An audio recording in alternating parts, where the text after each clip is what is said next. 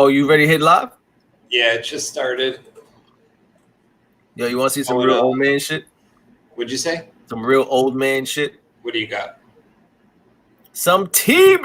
Look at this. Damn, bro. See me here. I got my coffee. I'm old, man. I want to draw Dobbs, man. I do not care if it's 9:30. You don't care what? I don't care if it's 9:30. I'm still drinking coffee. Oh yeah. You gotta do it, man. Gotta do it.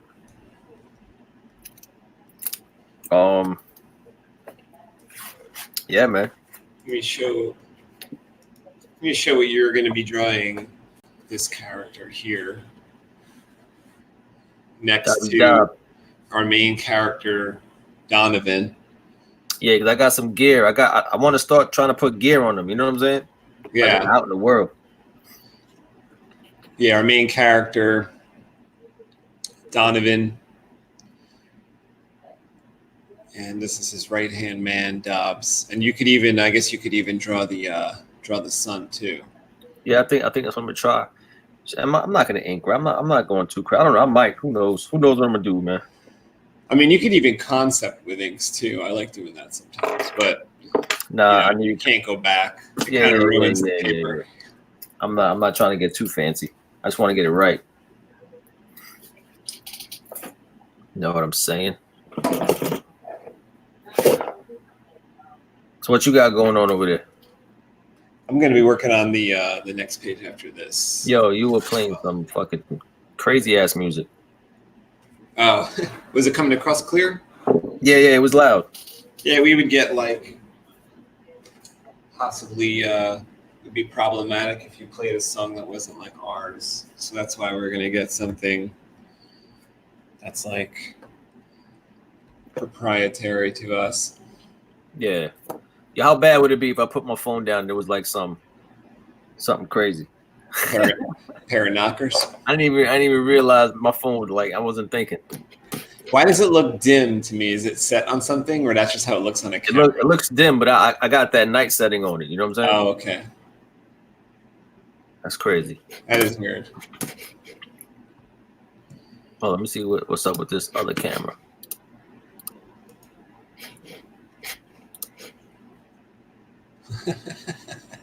That's the camera on the iMac then. Yeah. Yeah, I'm gonna look at that picture. You just sent me a picture of that same page you just had up. This what you have up? But I don't wanna keep looking up while I'm drawing. You know what I'm saying? Oh, right. Just want to make sure I had that, and I'm good to go. Yeah.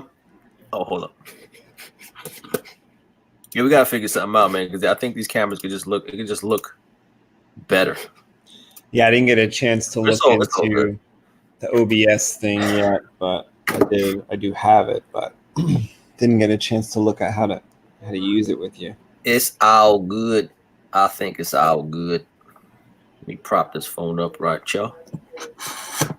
Oh yeah, that's nice. K. Scott, Illa Killer with the Skrilla. Yo, you gotta make yourself laugh sometimes.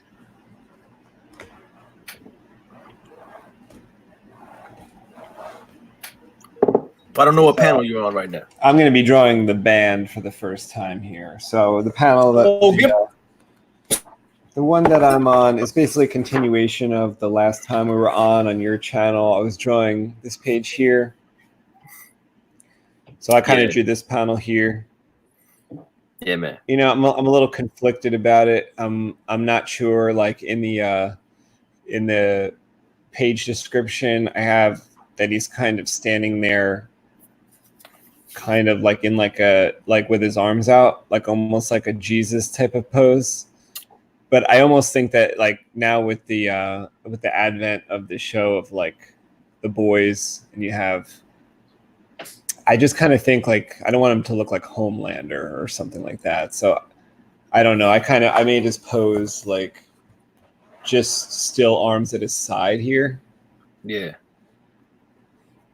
I don't know. I don't know if it could be more like dynamic right there, but it can always be more dynamic. But I think it's fine.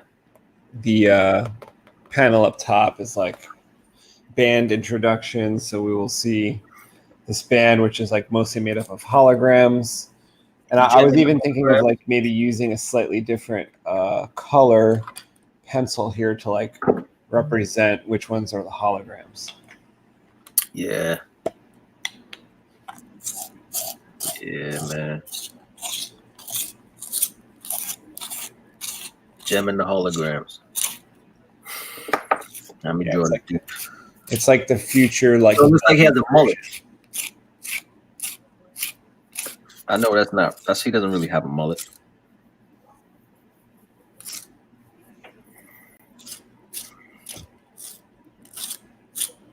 It's like the future. What you said? It's like the future Gem in the holograms, but it's made up of all bums, or like one bum. Oh man, that's crazy. The future Gem in the holograms. It's hard to find a partner out in out in the world here.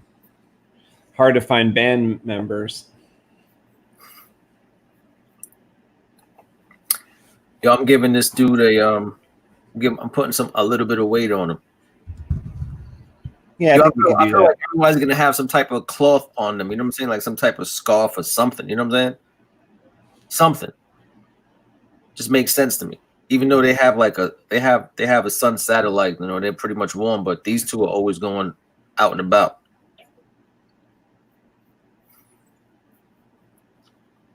Yeah, like I would say Donovan has the most tech, like the most like streamlined clothing and tech. Then maybe we could consider, like, I think Dobbs would kind of be like the type of dude that would go with what he kind of always had. So it could be like 20-year-old tech. I don't see him as being fancy at all. Yeah, he has like kind of the, like, he might give his son the better, right? Like we kind of modeled him after that actor dude from Long Kiss Goodnight. It's a dick. It's a duck, not a dick. Oh, but in the description, that guy is Brian Cox is a short man, isn't he? Or is he like 6 feet tall? I don't know, but I don't think Brian Cox is that small. Oh, okay. Well, we had said that Dobbs is like taller than Donovan, so don't make him too short or whatever. Yeah.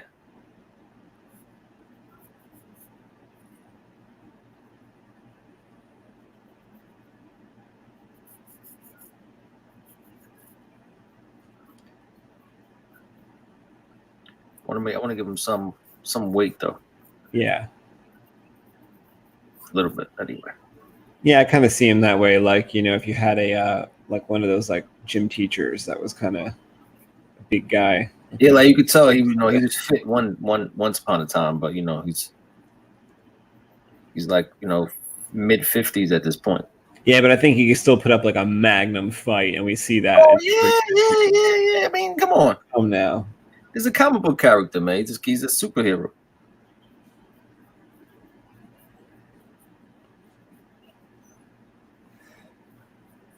Plus, with the aid of the construction equipment that he's going to use.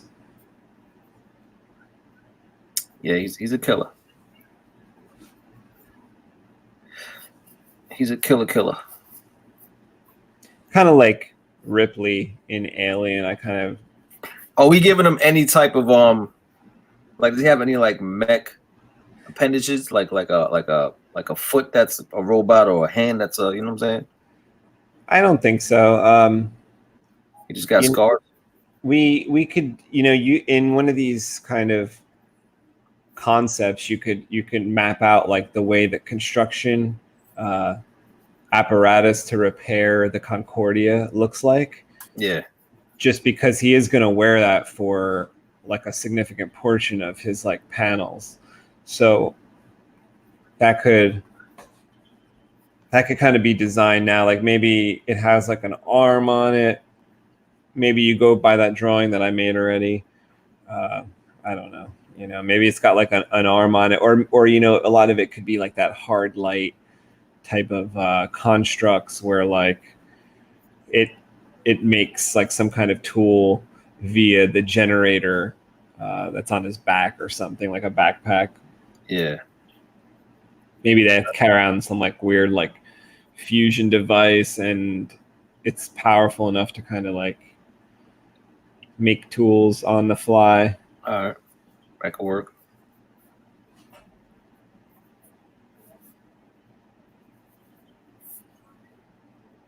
Yeah, my idea for this like announcer guy is almost like a. Oh, the announcer guy. I thought you were gonna draw the Yeah, the band's like behind him. This dude is just real excited and crazy, right? This dude's like announcing them, and I feel like he's like kind of a clown. He's kind of like a Bozo the Clown type of thing. Yeah, I get that. That works for me. Works for me, man. And I feel like if we have a close up of this guy, like let's make him extra like haggard and. All right.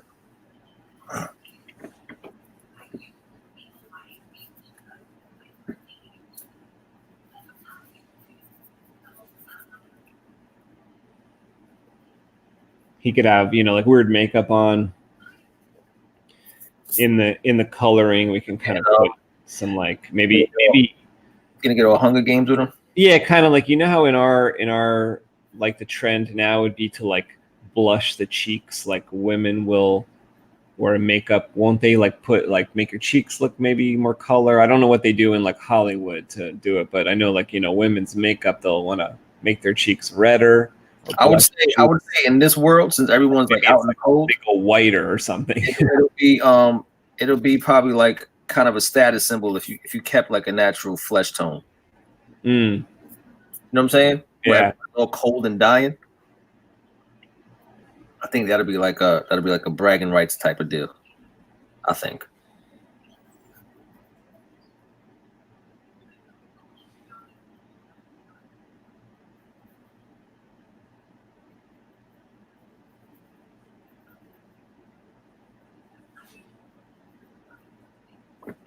Yeah, I feel like everyone's kind of got like a jacket on, a hood.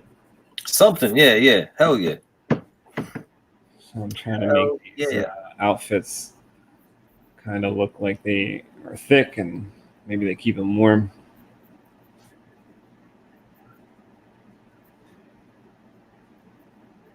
I almost couldn't remember before if we did this on your channel last time or mine. I was like, which one did it? And I had to think for a couple minutes. It doesn't matter really. I had to think. Was it mine or yours? It was yours. I had to think about it though. I was like, wait, what was it? I couldn't remember. Yeah, well, I had to just think about it too. And because it was Friday, and Friday literally felt like, at once it felt like 5 minutes ago, but it also felt, I was like, how long ago was that? It felt like 5 minutes ago, but was that a week ago? No, it was just a couple of days ago. It felt like both a long time ago and a short time ago. I was like, I can't place that day. Friday.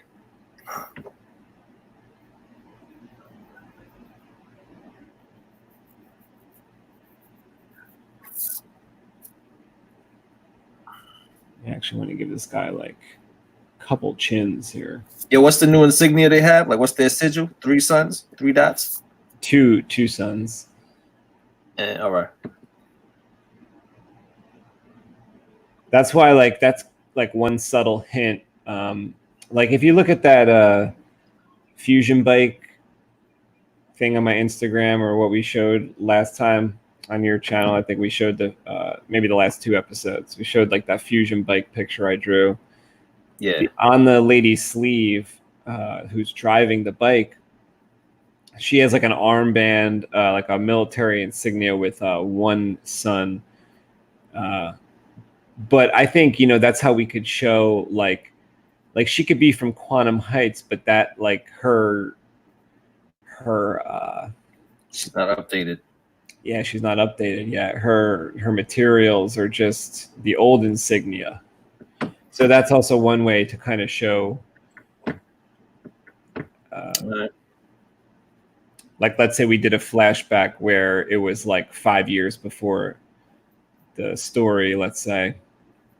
Maybe there's Quantum Heights, they got that 1 sun, and everyone's insignia, everyone's flag is one sun burning.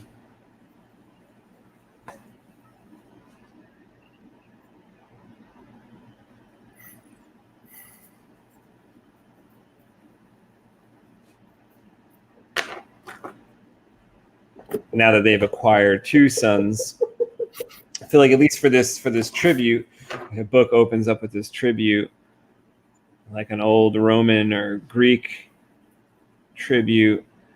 And that's kind of why I think this guy looks like a little bit like a clown, because like take a look at the symbol I just put on his jacket here, kind of looks like 2 buttons like a clown. Did you show me this? Because I just did the same thing on this guy's Yeah, because you see the other the page 1. Yo, we have the same camera, man. Why does my camera look so much shittier than yours? How close is it? Mine is, I would say, 20 inches or 24 inches away. This is about maybe 16 inches away. Okay, that's so odd. And the lighting you got going on is what? Maybe wipe the lens a little bit? Yeah, I don't understand, man. It's pissing me off. Actually, wait. I actually like it. Like, it looks okay there. Yeah, but yours looks like you're right up on it, and I'm not. Oh. So the first place you might have seen that was when I put it here on these, because we were kind of looking for one of these, one of the symbols. All right, yeah. What to use, and then I put it on these flags here, because originally we were just going to have like 1 sun, but then it's like, wait, they have 2 suns, so they probably updated that right before. I like where you're going with that, by the way. It looks kind of like Star Wars. That looks kind of like... It's looking kind of cool. Just giving them some random gear. Yo, he definitely has a beard, right? But not a mullet. You ain't giving him like long hair or nothing stupid like that. I feel like his hair on top is short. Maybe he tries to keep it tidy, but it's not as short as like Donovan's. But it's like, at the crown, it's fading, and it's kind of short in the back too, I would say. It's just got like a beard. I just want to give this dude like a scowl. You know what I'm saying?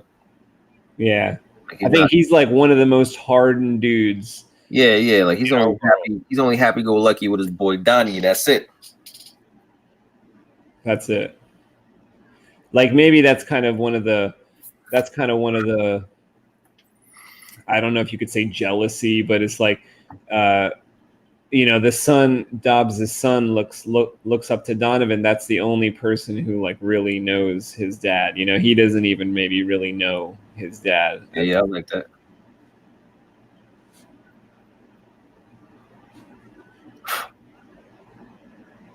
I like it. Donovan isn't the most moral guy around. What did you say? Not the most moral guy. No. Around. I kind of think that later on, Donovan could use that fact against Dobbs Jr. Why? Like, the situation hasn't revealed itself to me yet, but like, what if? Because you know how like in how much of a bastard this guy is. Well, no, like in the best stories and stuff, and just in like real life, sometimes you're not choosing between like right and wrong. Sometimes you're choosing between like wrong A and wrong B. Lesser of 2 evils. Right. So maybe there's a situation like that, especially when you're a leader like Donovan is. Yo, real quick. So this dude doesn't have a mustache. He just has a beard. I'm looking at your sketch. It doesn't look like you gave him a mustache. Oh no, he has a mustache here too. Look. All right. Right here. Oh, all right. Nice. Yeah, it connects to the beard there. That's right. It's not very clear in this drawing here. It'll be a little more clear. These pencils.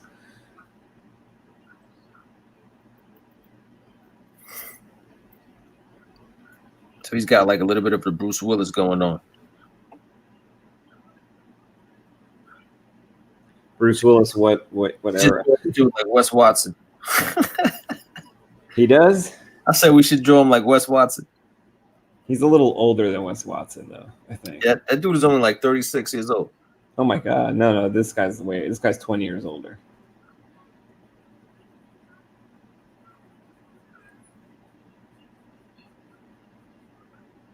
I feel like when like his hair is kind of pushed to the side, like in a manner that like let's say he's in this fight, some of those locks fall forward. Yeah, yeah. In front of his eyes a little bit, and maybe not in front of his eyes, but you know what I mean. He's got like the old school like greaser cut. Yeah, I think so.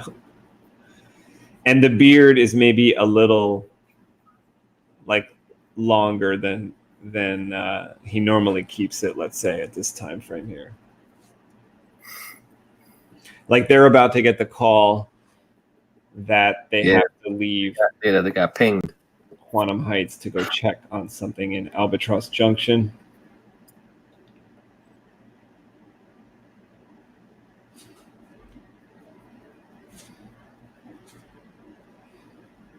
And the story kind of kicks off once they get to Albatross Junction. They're going to take their really sweet plane called the Concordia. It's kind of like based off of a couple things in my mind. Kevin, you could tell me if you agree. This is kind of based off of not only the Concorde, the defunct Superjet, but the G.I. Joe like backward wing plane. Yeah, it was a sick that they had, and I think I had the toy. Or my friend had the toy. I don't know if I had a vehicle that like that at G.I. Joe, but I remember the toy. Like someone I knew had the toy. I think it was a really cool looking jet. Yeah, them jets were sick.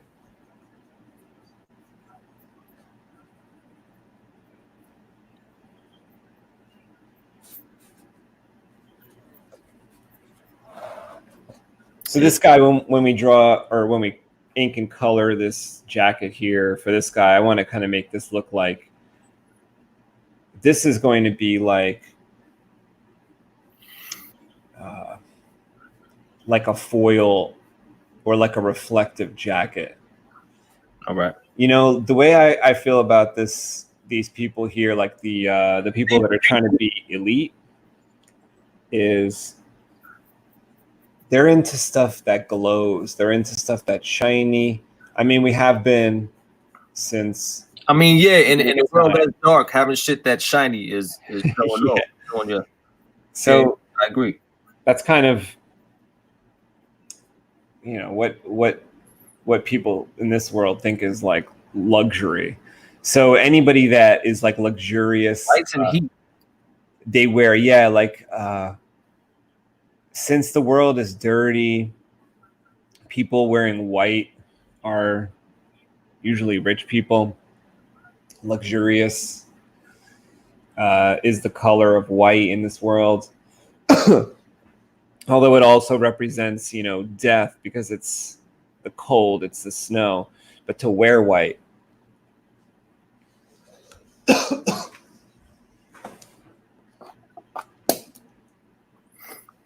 Sounded sexy. Cock and loogies, man. Nah. Just ran into a dry throat situation while I was talking.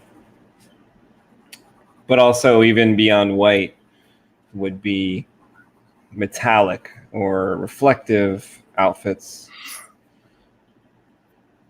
So I feel like maybe these sunbeams here could be like a silver reflective, like as if we were, you know, in a foil print. Okay, that's dope. I have a cool way to show that. I think, like, you know, the colors of the atmosphere of the day, of the sky, could be kind of reflected there. Maybe with the suns being like golden, like reflecting golden, and the beams reflecting white or silver. All right.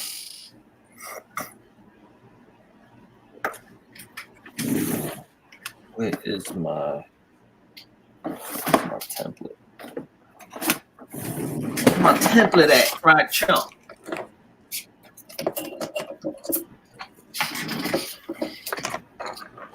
What's your template for? About to make these sun circles. Oh, did my head just get in the way? Hell yeah, right? I don't think so.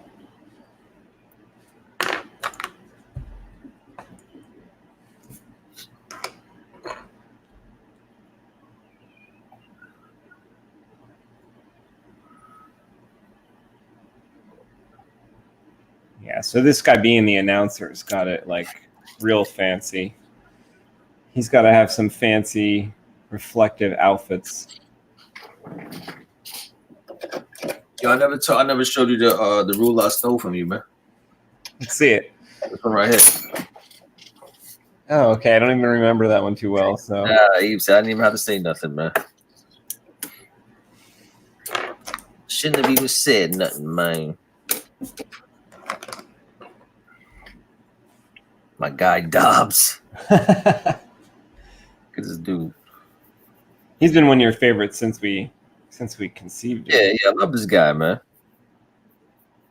We love loyal people. Loyal people are the best. Loyal friends. That's what Dobbs is. Yeah, he's really loyal friend. He will do anything. He'll do anything for Donovan. He'll do anything for his family, right? He'll probably do anything for Donovan's family. I think so.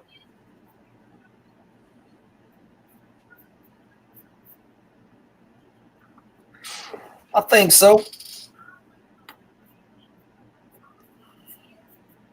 Yeah, one thing we could do too with these instruments is what I'm trying to do here is just kind of make these instruments look as futuristic as possible, right?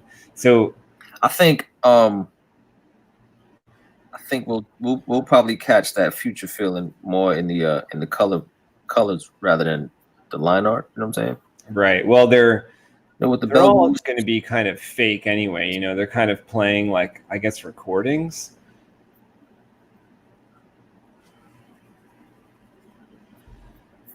Or I think we had said at one point that Sol Gibson was kind of like maybe like almost like a Justin Bieber, where you know how Justin Bieber is like talented where he could like play a lot of these instruments even as a little boy. Wasn't he on YouTube playing all these like instruments as a 6-year-old? Yeah, maybe like and you know how some people create music by recording in a studio one part and then going back, and not just vocals, but they'll go back and they'll record the drum line, you know, and then they go back and they record the guitar. Sometimes it could be one person playing. Yeah, everything. Like a violin over and over and have 3 violins when it's really just one person. Yep. So I feel like maybe I don't know if like I want to play Sol Gibson as like a goofball. I mean, even a goofball can be like multi-talented, right? So what if he kind of on certain songs, like maybe the old hits where he has to play those at the concert, at any concert or whatever that people demand it. Sometimes it's from like when the band members were alive.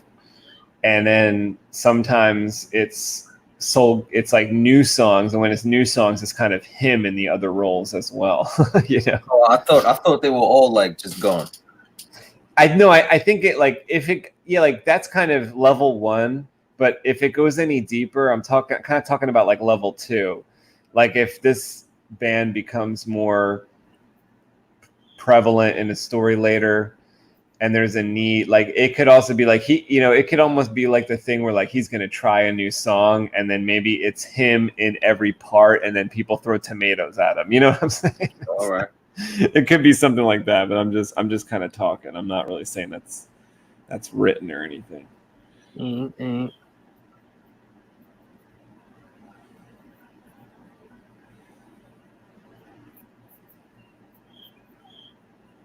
Oh, I think our friend is back. Yeah, he's definitely back. And then we try to bleach him out of here, but we're having it. Yeah, you said your boy was trying to get rid of the crickets, right? Yeah, they had bleach, and I think one family got killed. I think one family got killed because we sprayed bleach in one hole and peed on you. And then like a family came out. They were not happy. There was like little babies in there, and then they didn't say nothing from like Friday night late or Saturday the whole weekend, and then they came back today. Or this morning I heard it.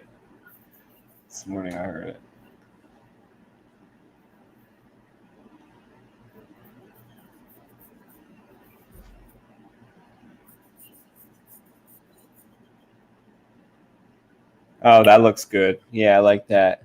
Digging That's it. the look I'm thinking of. Nice, nice. What are you drawing right now? His leg? Yeah, one leg is gonna have like a knee guard on it or something. Nice. Another thing I was thinking of, like if you did a close up of the outfit. Now I just thought of this now, or else I would have told you sooner. But yeah, and you can add this. But you remember was it a cartoon? It was certainly, I think it was a cartoon. It was a cartoon because we watched like the intro to it and we had the toys. I had like 2 of the toys. I think you said you had a toy, the Centurions. Oh yeah. And I think we talked about this before. So you remember they had like pegs on their outfits? Yeah, yep. Or pegs on them, and then you attach like goofy stuff to them. Yeah. So I think you could draw like ports, kind of like in the Matrix when they got the ports on their back, on their neck, on their shoulders, on their arms. Not that it has to be on his body, but it could be like ports on his armor there, on his outfit, that accept the construction equipment easily or whatever. You know, for these type of people who are like let's say Donovan's outfit could do it, but it's not visible. The ports would like manifest like if it was Tony Stark. Uh-huh. But for anyone else, really, they would maybe have these ports. Well, there's all levels of technology, so all levels, man. That's what I liked about Terminator 4, Salvation, was that John Connor was using like a laptop from like 1999 to like plug in to Skynet Cyberdyne, like, I don't know, I guess like an exterior doorway.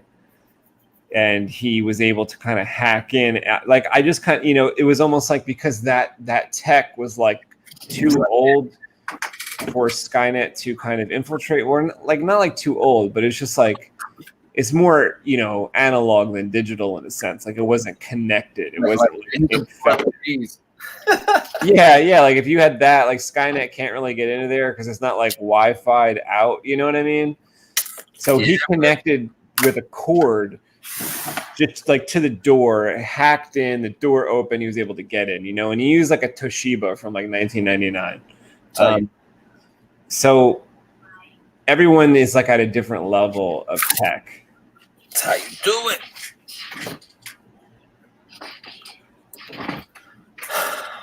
Oh man.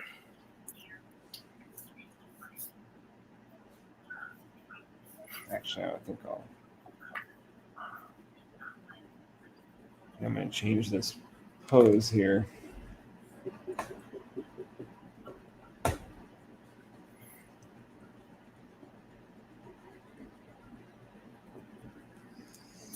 See, I feel like this is a super important page, but then again, I feel like every single page is super important. Yeah, I feel like it wouldn't be there unless it was super important.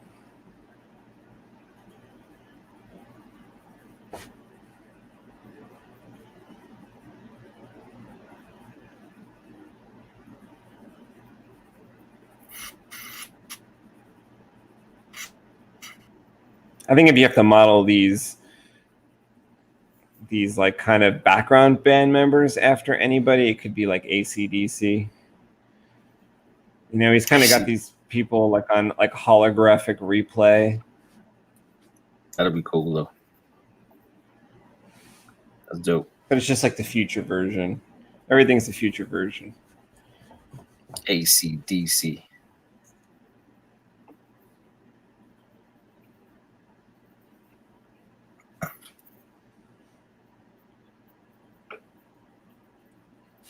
Like they could have some like wacky. So something's got to be wacky about the drum set. That's the future. Something's got to be wacky. Like not only that, it's holograms, but it's got to be more wacky than that. It's just got to be more wacky than that.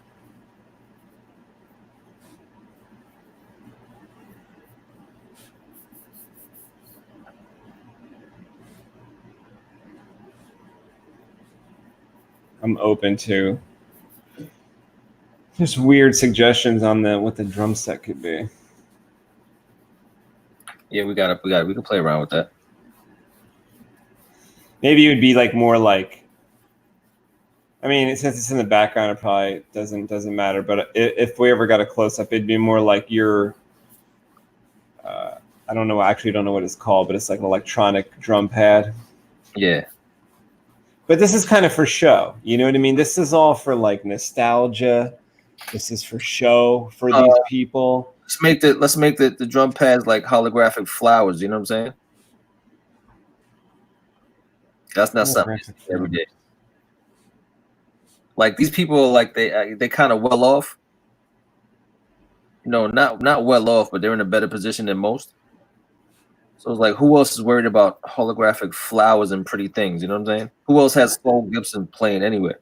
Yeah, well, that's the thing, you know, like just to have like live music, like it's kind of rare, and that's why these people are like this band is able to keep going. Otherwise, when you have most of your members dead, it's pretty much over for most bands. But for this band, even though their members are dead, they keep on going, kind of like Tupac with his hologram, or then they have a Michael Jackson one now.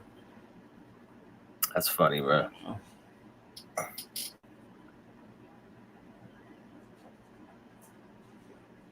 I gave this dude like old man. I think I gave him too much of an old man posture, but I don't know. We'll see what happens. I think that's good. Looks a little Bo-Magish to me too. You think? Yeah. I don't think so. I mean, when you see the faces, you'll that's what sucks about having this 740 garbage.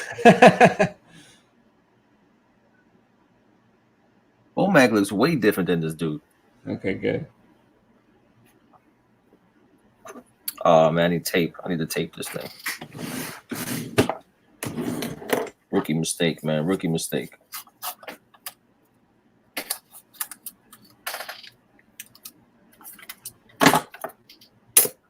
What are you using? Painter's tape, or you use like Scotch tape or something? Why does he tape? I forgot to tape the bottom of this side of this ruler to give it some type of just like a lift. You know what I'm saying? So like I just did this line, and when I picked up the ruler, it smudged it. You know what I mean? Yeah. Oh, because you switched to black, you mean? Well, I'm using the rapidograph. I see. The ruler was flush with the paper. I got to raise it a little bit, or else I'm gonna pull away and smudge every line I use. Every time I try to make a straight line, it's gonna. You're using that ruler you robbed from me. Yeah, man. That's what I get. Supposed to have cork on one side, man. What happened? The guy got ripped off, and the last person that robbed it from me.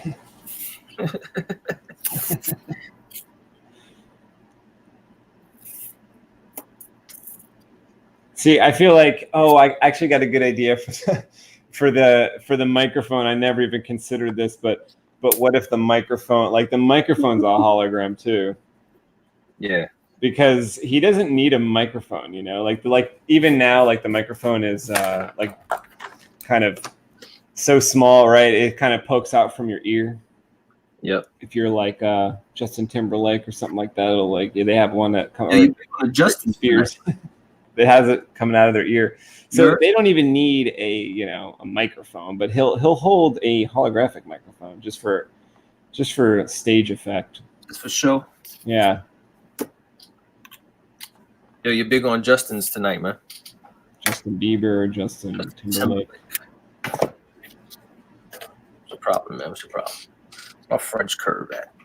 Actually, I want this guy to be more hunched over. I don't like this way this is right here. No, this guy's got to be more hunched over. He's got to be more hunched over? Yeah. Like, didn't we say, you remember the two poses that we talked about for the lead singer? Yeah. See, we talked about everything. We talked about everything already. So let's just get it right. It's like the lead singer was either, I told you he could either be like, maybe he's pulling his shirt apart to kind of reveal like a bare-chested kind of like Rolling Stones or something like that, like Mick Jagger. But then you said, what did you say? You said what? He could be like leaned over, kind of screaming into the mic? No, I thought we were talking about the announcer, the clown guy. Oh no, he's always been like this way, like with his arms out. Yeah, I thought you were asking me what other position he could have. Yeah, because like I have this pose here, like where the lead singer is like kicking out. Yeah. But on, I don't know if it's too close. Like on Yeah, okay. Yeah, page I remember 13, like she busts in, so I don't want that to happen twice. one arm up and his head back, like That's he's what I was midway up. That's what. Oh, okay. Yeah, because like in the next panel here, he's hunched over. He's kind of like doing a split. So I want it to be different up top. I gotta get the keyboardist in there too. Maybe the keyboardist is like. Maybe the keyboardist is over here. I think the keyboardist should have like gloves that light up when she like triggers a sound, like the fingertips light up. Mm-hmm. It's not really a keyboard. She's kind of just playing in the air. She's fake. She's fake as well. You know what I'm saying? She's fake. Can't believe people like this band. That's Donovan's attitude. Like he just cannot believe he don't like this band. He hates this band.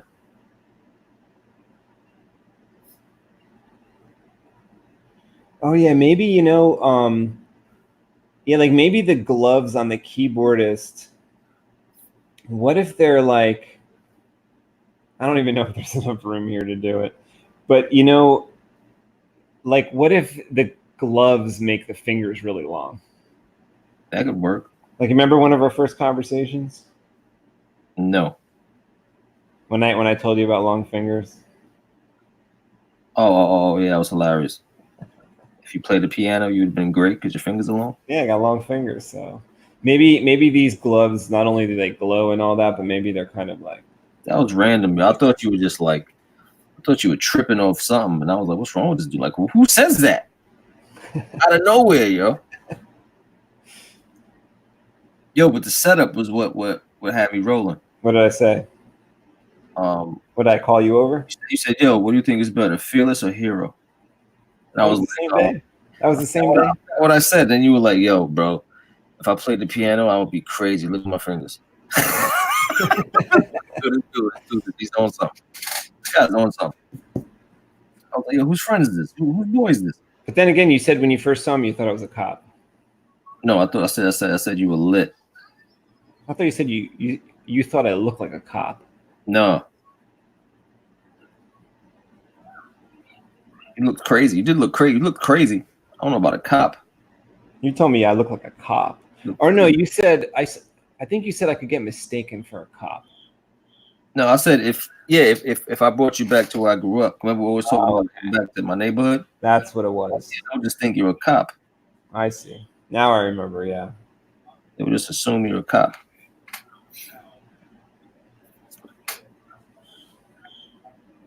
All right, yeah, all right. This is a better pose here. Okay. My boy Dobbs, man.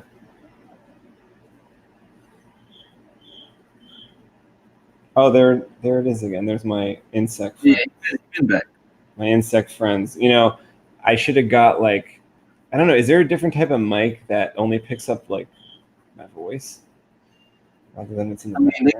You can put like a gate on some mics, but that's getting too deep, man. It's really not. No, I mean it, but the gate is AC/DC Thunderstruck Mundo Cabrera. What up, man? Mundo That's Cabrera. my boy Mundo. He's always checking out what I'm working on. He works on sabers. Oh, dope. Mundo is a tough name.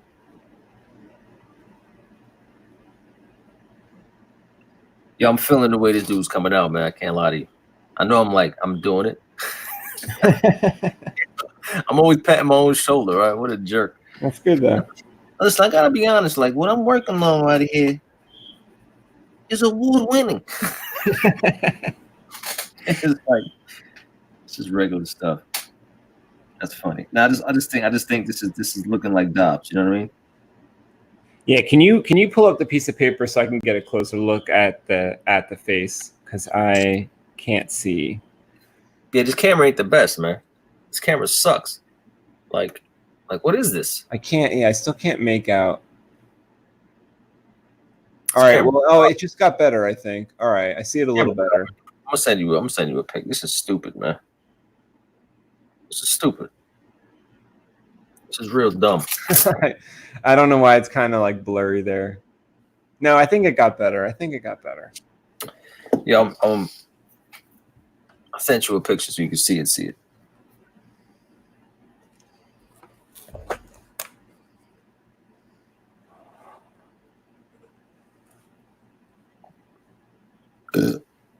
Kill me.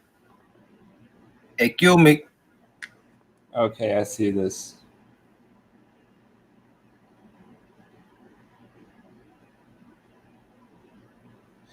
I can tell that you try to make him look like Brian Cox a little bit. I mean, that's just who's in my head. I probably got his hair. You know what I'm saying, in my head. But once we color him up, he ain't gonna be all Brian Cox-ish. It's not. I mean, I'm not even after like that part of it from you right now tonight. I'm after the outfit. I want a place to look to when we're going to go to draw John Dobbs so that I can say, this is on the left shoulder, this is on the right shoulder, this is what his belt looks like, this is what his hand straps look like. He's got these knee pads. He's got some kind of coat on. You know what I'm thinking too, because he's like, he works on the Concordia, right? So I see him as like a mechanic. Like he got mechanic stuff on, and then all this stuff transformed to weaponry too. You know what I mean? Right. Yeah, like those 4 packs on his kind of chest there. Yeah, I see this as like a hard metal or plastic chest piece. I'm drawing that in now so you can see it. Yeah, it's like you're drawing. I don't know if it's my camera or your drawing is like cursed with just being blurry right now. Because even on my camera, I can't get it to look clear. Wait, maybe here. There we go. Man, Mundo said, pretty awesome drawings. Yeah, I do like this Dobbs picture. It's really nice. And I really want to see, his son, like however much you made Dobbs kind of a little bit. Well, his son's going to look here. Like his son has to be standing straight up. Like the way I see his son. Posture. Yeah. Do you remember? Was it that like the bad guy from Logan? The guy who was like had a metal arm and was chasing around Wolverine. I love that dude, man. I kind of see, him a little bit like that. Was he also the guy in Narcos? Yeah, that's that guy. Yeah, like that dude like stands straight up, like that type of haircut. That's kind of what I'm talking about for the son. Yeah, I love. I kind of think of like a young Clint Eastwood when I think of the son. Yeah, his son, Clint Eastwood's son. Yeah, like I kind of think of Dobbs, like what was that?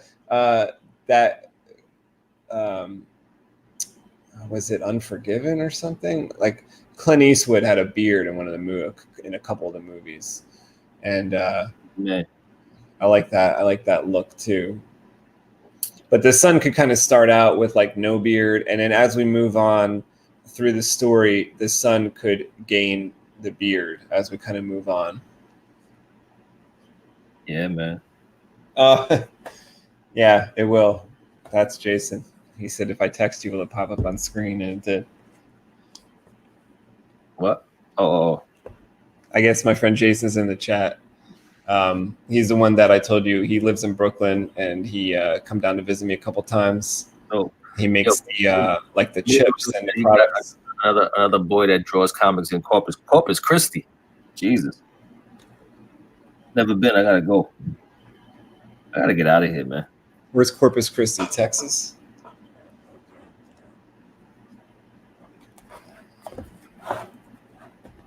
Where's Corpus Christi? Yeah, is that Texas? I don't know. Let me look it up on the low off camera and act like I know something. Okay, here we go. Yeah.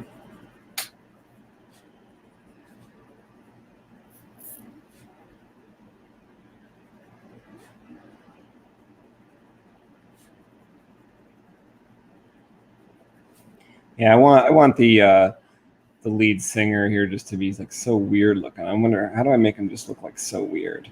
You know, actually, I think he should have a headband. What's that? Give him a huge nose. Like they can be, you know, like off characters like this could be kind of like caricatures, man. Everyone doesn't have to look all serious and comic book fresh. That's what I want them to like be like totally weird, like these weirdos. I feel like, yeah, and this guy's like old. Out of Brooklyn, though. Don't do it, man. Don't do it. Stay in Brooklyn. Brooklyn's amazing. I'm biased as hell, though, man. I miss Brooklyn. Oh, this is your man right here that does the beats? Say again? This is your boy that does the beats right here? Not the beats, the like circuitry, electronics. Oh, hold on. The Thanos saber? Yes, yes. Oh, nice. That was crazy. Yeah, that was crazy. That was crazy. That was crazy. Yeah, I'm a fan. I'm definitely a fan. Seeing Kevin doesn't remember every saber. He only remembers 3 or 4 sabers. Maybe you remember only 2 sabers. Because I think you remember Karan Horn. Is that the like the speeder bike one? Yeah. You always like that one, and apparently you remember a second saber, which is Mad Science Workshop Infinity Saber. No, that was sick. You know why? Because you kind of set it up. I think it was you was saying like it's like he has a small workspace that he was complaining to you about. Oh yeah. And I was like, so he lives in Brooklyn, but he does amazing stuff there. I'm expecting to see something kind of silly, and I'm like, well, so what is this? Then you pull it up, and I'm like, wait a fucking minute, like, like yeah, I would give like my next check for that if I didn't have kids. Looked crazy. Not only did it look crazy, but it operated like nothing ever before. Yeah, that was nuts, man. That was nuts. I'm always like thrown off when I see a saber. Even when I go to your place and I see these sabers laying around, I'm like, what the hell is going on here, man? It's nutty. I don't understand it. Yeah, I tried to get you involved. Like 10 years ago. Yeah, I quit. I tell you all the time why I quit. You were almost gonna do it. You were almost gonna do it. I told myself, I said, if a person like this has these type of hand skills, can't they also be good at making like the 3D art, like the saber, the hilt, the aluminum, carving the aluminum? I know you got the sculpturing skills. Yeah, I could definitely sculpt. But there's just something missing there with the interest. You're just like, nah, I don't want to like do it. Or it's just like too much like that saber was silly, man. That saber was crazy. But no, I mean I can sculpt, but I told you, man, you went 0 to 60, man. I was like, yo, you're crazy. Because it was like day one, I found those websites. Yeah, Kevin found FX sabers for me. And you were like, oh, this is a good start. And I was like, yeah, cool.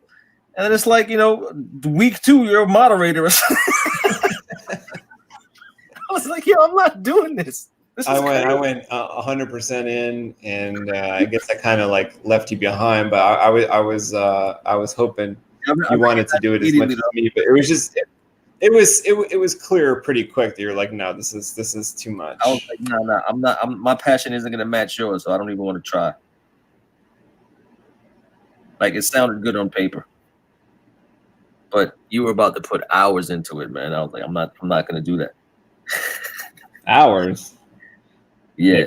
Years. Yeah, basically. So I wasn't wrong. I wasn't wrong, man.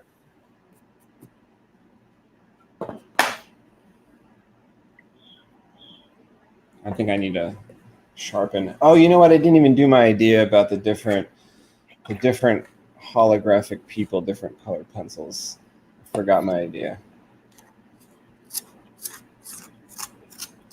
But you know what I think you could do? Like when we ink those band members, we can do the band members in like a lighter touch. Yeah. Like, do you remember how Scott Williams used to do Iceman? Like for Scott Williams. Guy, that's my boy. I remember everything that dude does. Yeah, so you remember how he used to do like kind of a double line or like little bubbly lines on the outskirts of the Iceman pencils, inks or whatever, and it was just, it looked, even through the color, it just ended up looking like something was different about the sky, like he was made of glass or he was made of ice. So that's kind of what I think we should do with the holographic projections. They're like, you know what though, now that I'm thinking about it again, are they like, you know, like the drawing I did of Dobbs? Let me just pull that up. Pull up that drawing.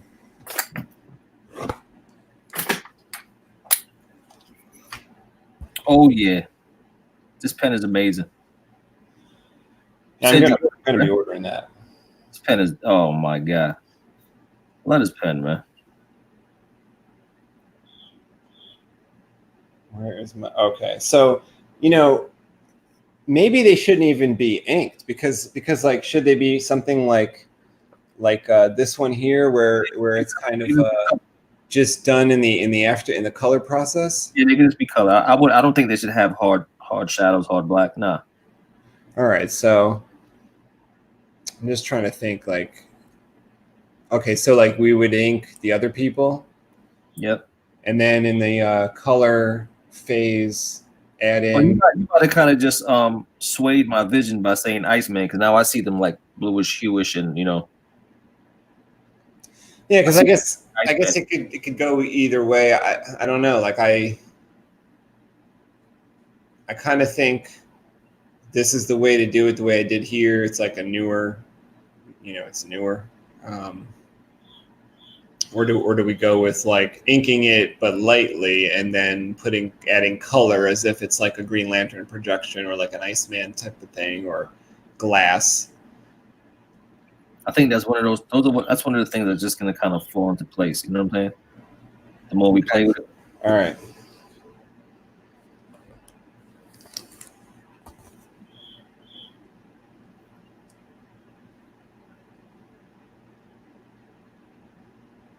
Oh, you know, I brought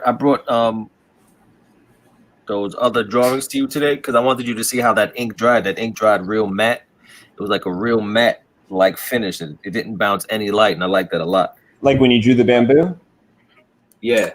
That looked good. No, not that. I used this black India ink here. I don't know if you can see this. Yeah. This was serious, man. This dries with a brush? Yeah, yep. The brush and this, you could dip this in there as well. And I just like the way it dries.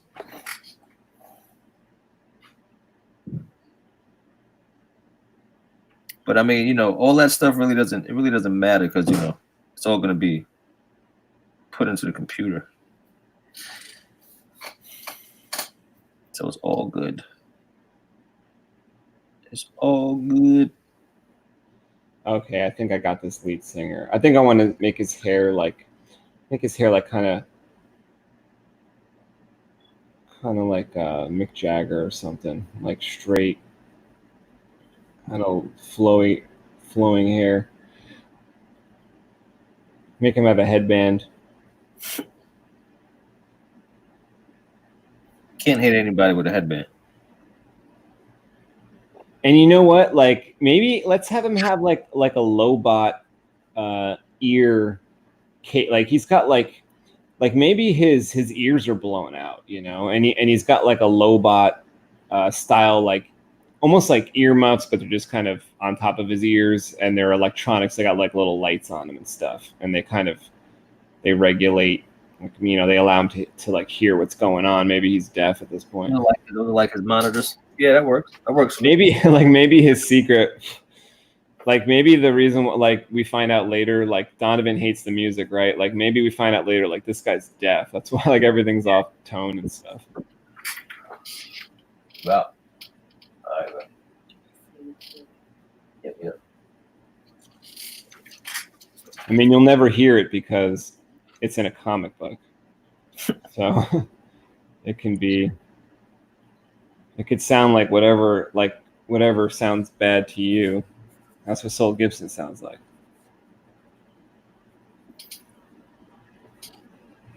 Whatever. It's a lot of things that sound bad to me. Yeah.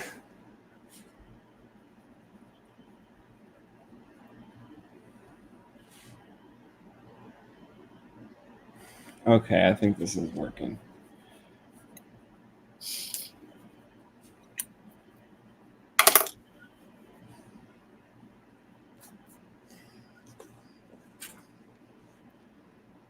Yeah, I even think there's room here, like in the background. See, that's the thing. In the background here, I do want this city to be there.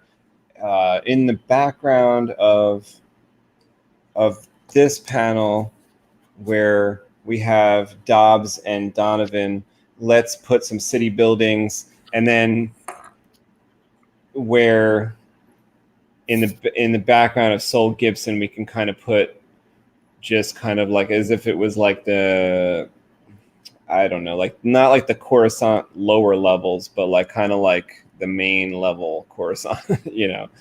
No, what are you talking about?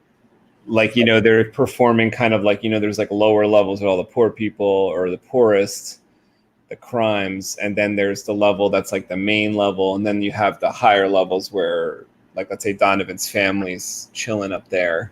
All right. That works.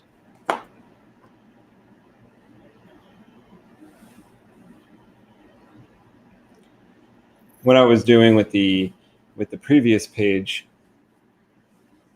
is basically what I'm going to be trying to do here, even though there's going to be word bubbles in the way. What we try to do here with the artwork is just some subtle,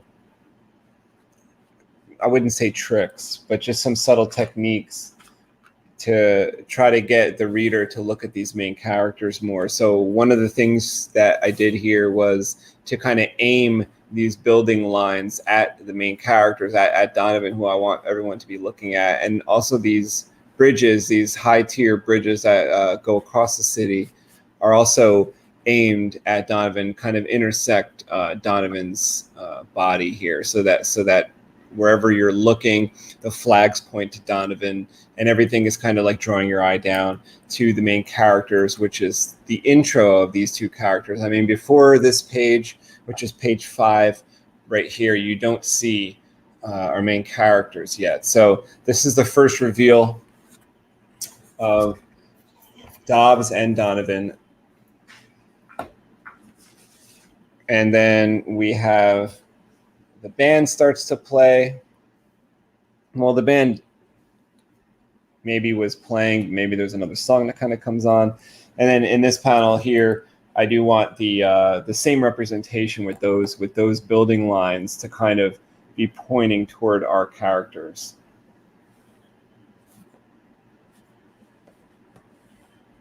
Yeah, it looks good. I like it. I like the way this guy is rocking out over here. Oh, cool. And I feel like, you know, there's a couple word balloons in the way here, but still, you will be able to see beyond that a little bit. So let's just get it happening with these buildings. You know, he's moving through the city, so the same buildings don't have to be behind him the entire time. No. This little cart, you know, for that matter, the Sol Gibson platform could also be moving. You know? Yeah, not that all this logistical stuff does not matter to these pages, really, but this is just the type of stuff that I think about. It's just the background. It's just the background. I mean, stuff. I think it matters when you make some things make sense. Yeah, like to me and you, it's kind of this fully realized world. So the way I think about it is, anytime we get the opportunity to inject, and I'm always saying this to you, anytime we get the opportunity to inject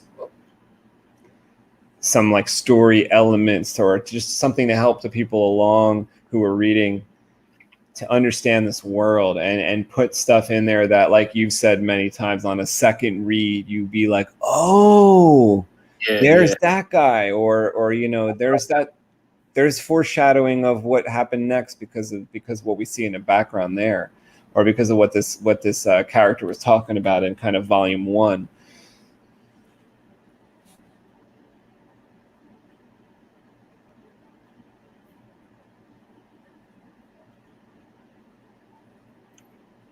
I'm all about it. What's that? I'm all about it. Yeah, for it to just really make sense on that second read, I would hate for people to say, oh, on the second read, I actually revealed a plot hole. We don't want that to happen. So that's why we make so many passes. We made so many passes, 1,000 passes back and forth, just to kind of triple check everything. Yeah, I'm feeling Dobbs, man. Dobbs is looking pretty cool. Yeah, that's really it for me. Like, where I also feel like you brought out here, which is what I told you last Friday, I guess, was that I felt like Dobbs was kind of like Man at Arms. Yeah. You made him look like that, right? It all sticks to me, man. Definitely. I just have a bunch of confetti here all over the page, because this is still the celebration. This is just a few moments past the previous page. Plus, it also helps to just cement the fact that, like, look, hey, everyone here is at the same place here. So it gives a little bit of an opportunity to use little tricks to kind of point the confetti even where I want to. Like, that's the cool thing about when you're making a build from scratch, whether it be a sculpture or a lightsaber or a drawing from scratch. You have the complete control of the page in front of you or the medium in front of you. And Kev, isn't that kind of, especially if you find yourself working for somebody else and you have a day job or whatever, it's like you don't often get to just like do like whatever you want. No, you never do. But on this page here, it's like, look, like you kind of had free reign to kind of just like, okay, Yeah, you got room to explore, do whatever the hell you want. Yeah, I'm actually seeing now, being in our world, it's cold, and then this guy has knee pads. This guy kind of has long pants, and now it's starting to look like a little like hockey, right? So I'm kind of also getting like ice hockey. Yeah, is kind of the look, and that's also reinforcing, the fact, like, look, it's cold. Look, this guy almost has to wear hockey gear just to deal with his day. I like it. I like it. And also, don't forget, it's going to be difficult to over and over say that it's cold. Right. No, yeah, illustrate that. It's like that old saying, don't tell me, show me. So that's one of the things. But in the world, it's kind of complicated in this comic, because part of this here is that, like, this is a tribute where these heroes are being honored for their recent victory in a recent war and their acquisition of a second son for their community, for their city. But normally they'd be wearing like hoods, hats, and stuff like that. But because it's a celebration, right, they're kind of wearing less because they just want to be seen. Everyone wants to see these guys. There's maybe some big monitors back there that will show them.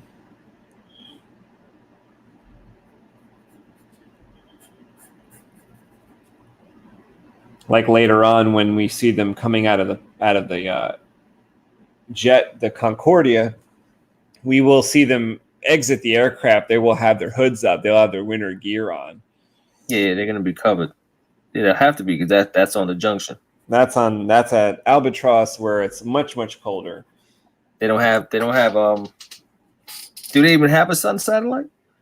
Well, there's these, like, remember how you were saying that there's like plenty of old ones? Yeah. And there's ones that are kind of a lot of makeshift stuff. Yeah, like obsolete, or their light isn't producing. Like, how our sun, it produces such a spectrum of light, and the UV part of the light is what kind of, I guess, is like almost like the radiation part. That's what we need to put sunblock on to prevent. That's why our ozone blocks a lot of it. It's like that's the sort of bad light to humans, but it's also the light that is warming, isn't it? It could also be like infrared light could be warming. There's infrared heaters where you could purchase now. They're like $200 or $250. There's some nice infrared heaters that are on Amazon that will heat up your room without a noise, without any type of heating element other than like infrared light. And it kind of waves back and forth and it heats up your room. Can you believe that? That's nice. So I think it's part of UV, part of the infrared spectrum that is warming.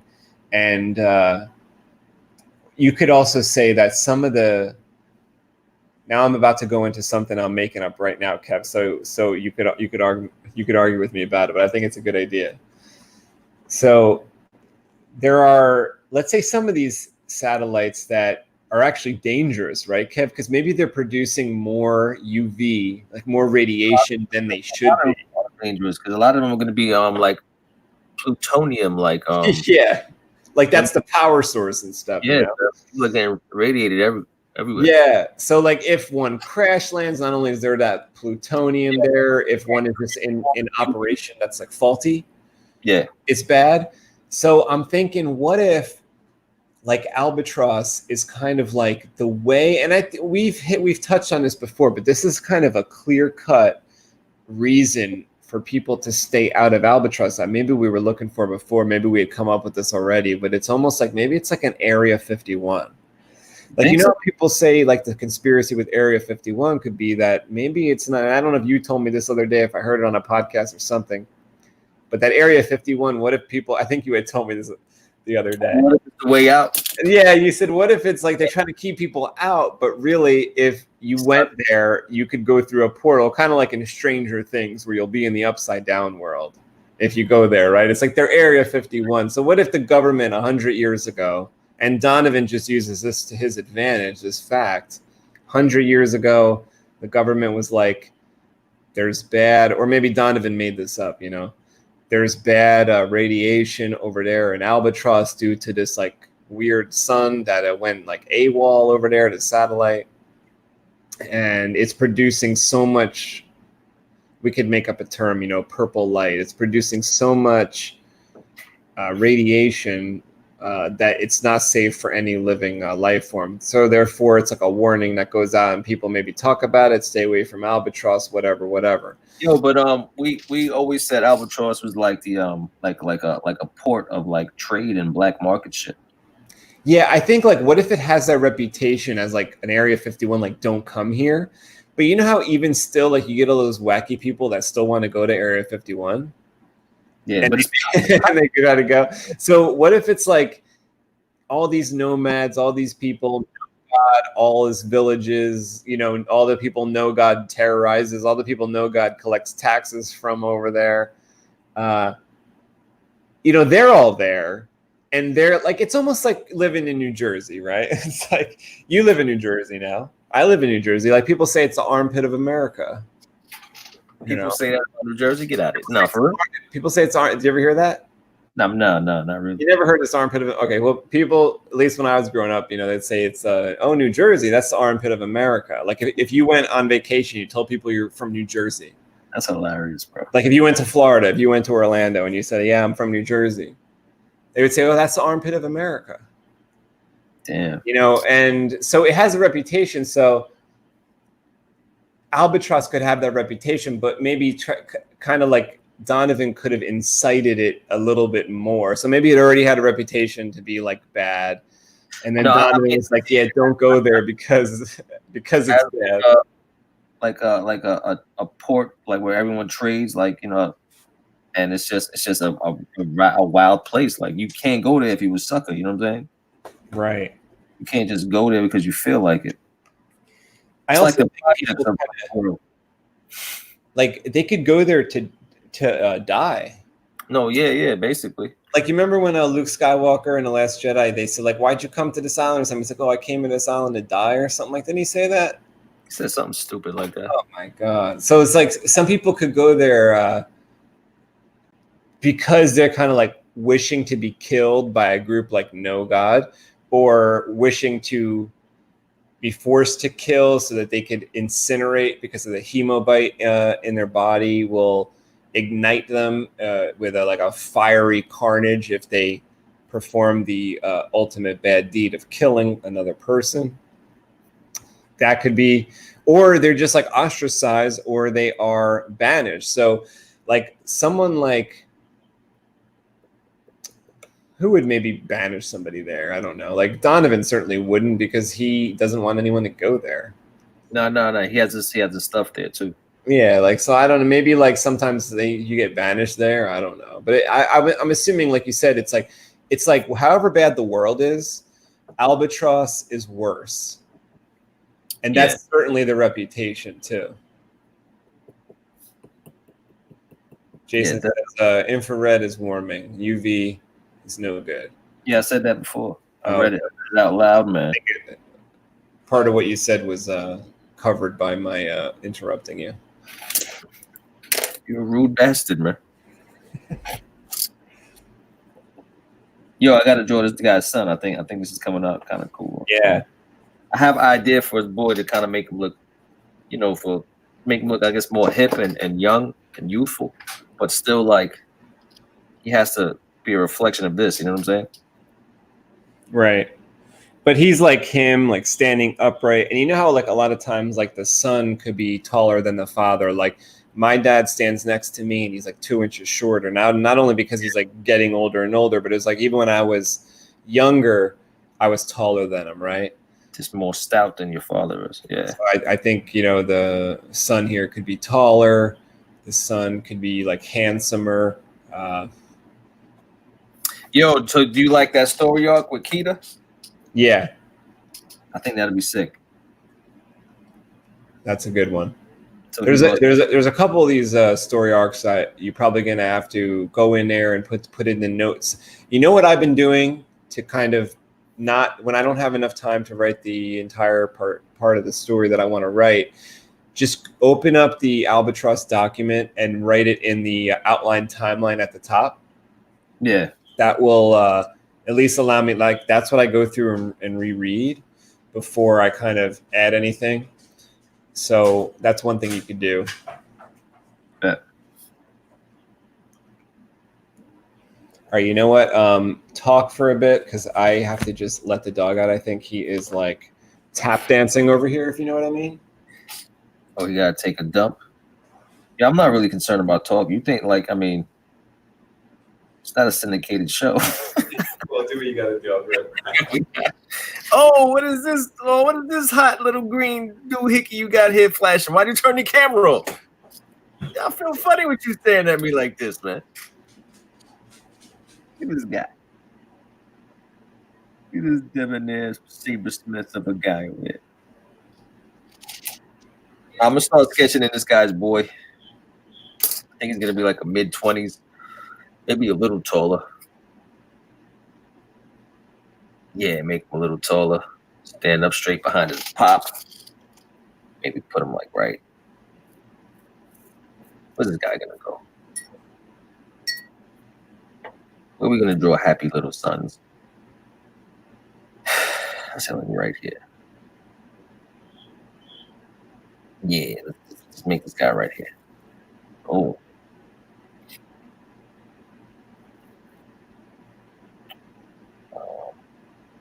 I haven't looked the other way. Down.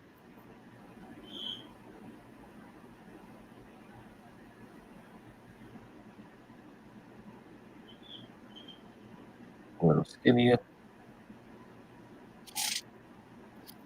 Get text messages.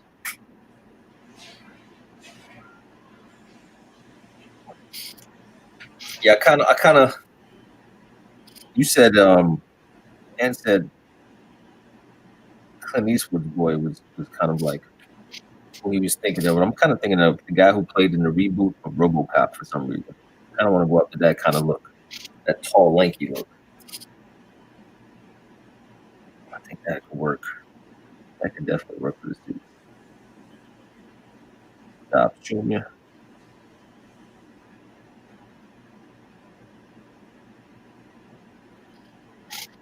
Never really discussed his personality though. Like, is he a hothead? Is he a jerk? Is he spoiled? Like, what is he?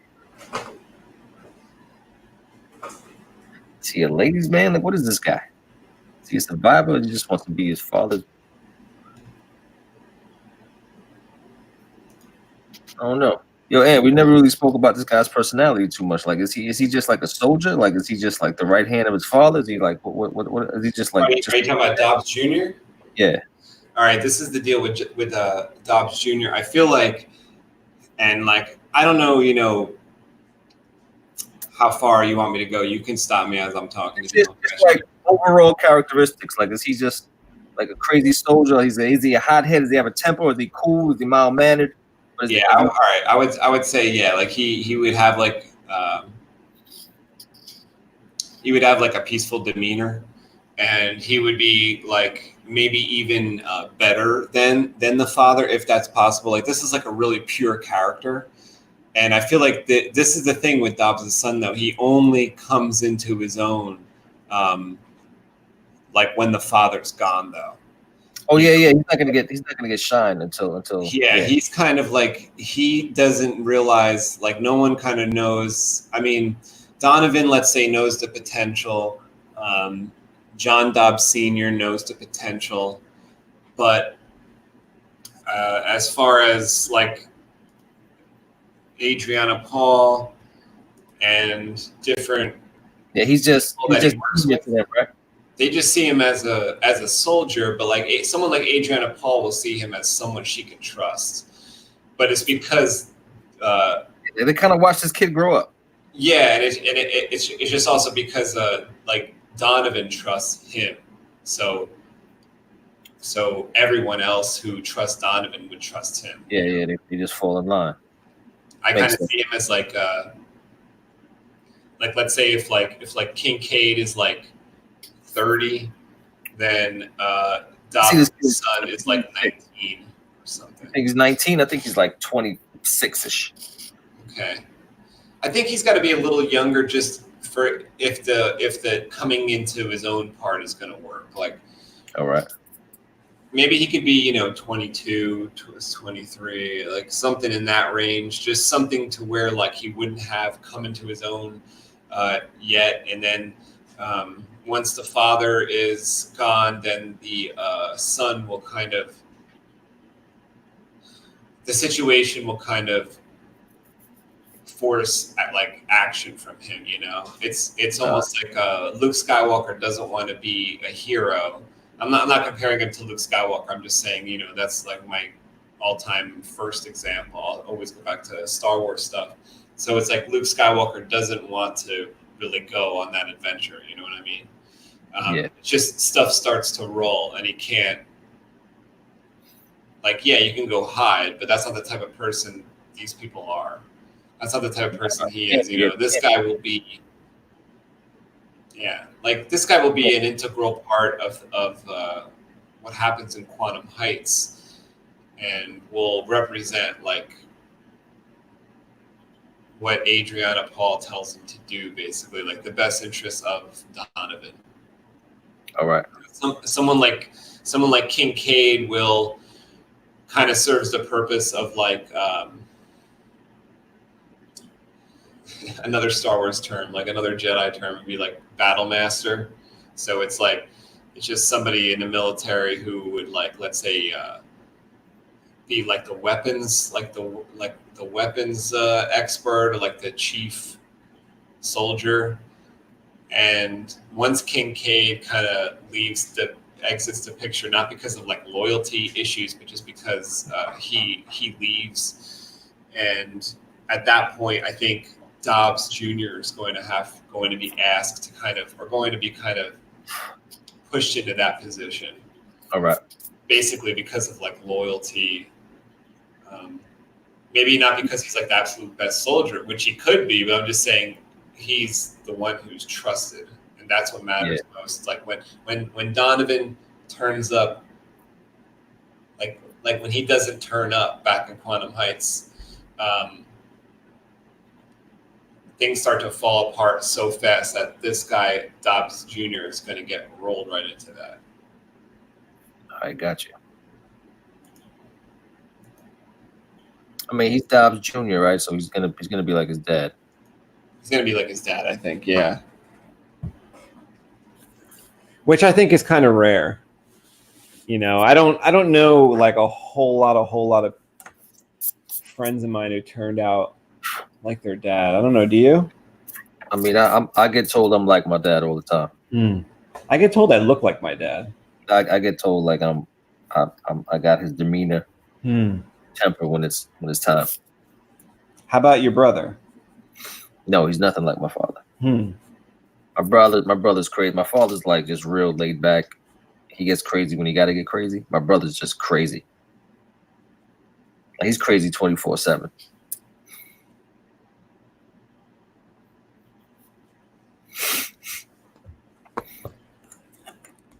He's his own man. Yep.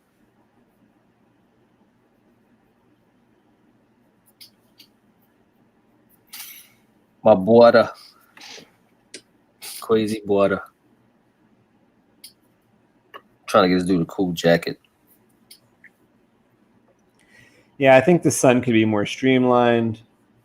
And I mean, you know, honestly, man, we got to be. There's like a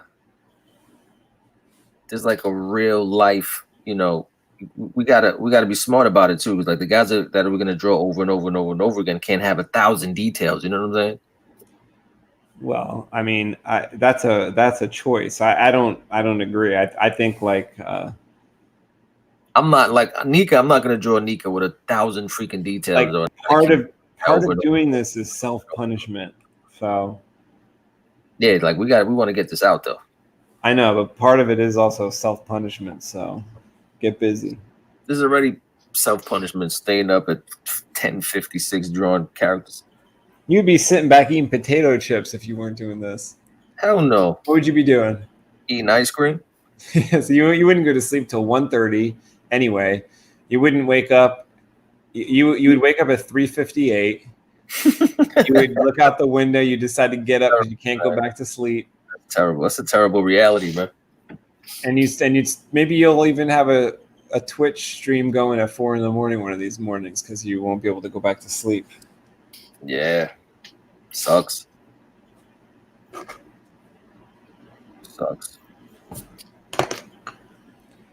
What's your Twitch information? Kev Cosme? Yeah, I keep it Kev Cosme everywhere. I know that's a lot. It's K Scott Cosme. Is that what it is on Twitch? Yeah, K Scott Cosme. Okay. I'm gonna I got to make like a description up that just comes up every time, so it's easier. I just got a notification that you were live. What the? Uh-oh. What is this?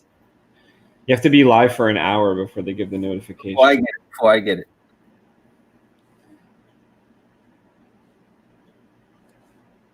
That's just dumb. That's what happens when you don't pay your bill on time. They send you all the notifications late. That's what happens when the new Apple iPhone comes out. Your old one just doesn't get respect. Yeah, they give you the update, and then all of a sudden, all your friends leave you in the dust because all your lawyer friends and all your doctor cousins and stuff, and they got the new iPhone, and then you're left in the dust. Just to die a lonely death.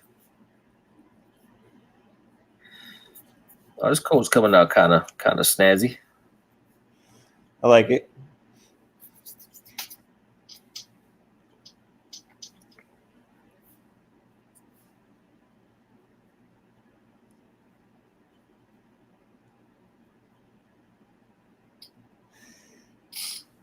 I just got an idea for like a weird like, you know how we were drawing some of these people with like a metal apparatus like around, like, let's say partially around their neck, or it was like And they even sell these in real life, like in a Sharper Image catalog. It's almost like a half a collar that like sits on the back of your neck and it's supposed to heat up so that you feel warm. And you know how we drew some of the characters? They have something like that where it's like something that goes halfway around their neck.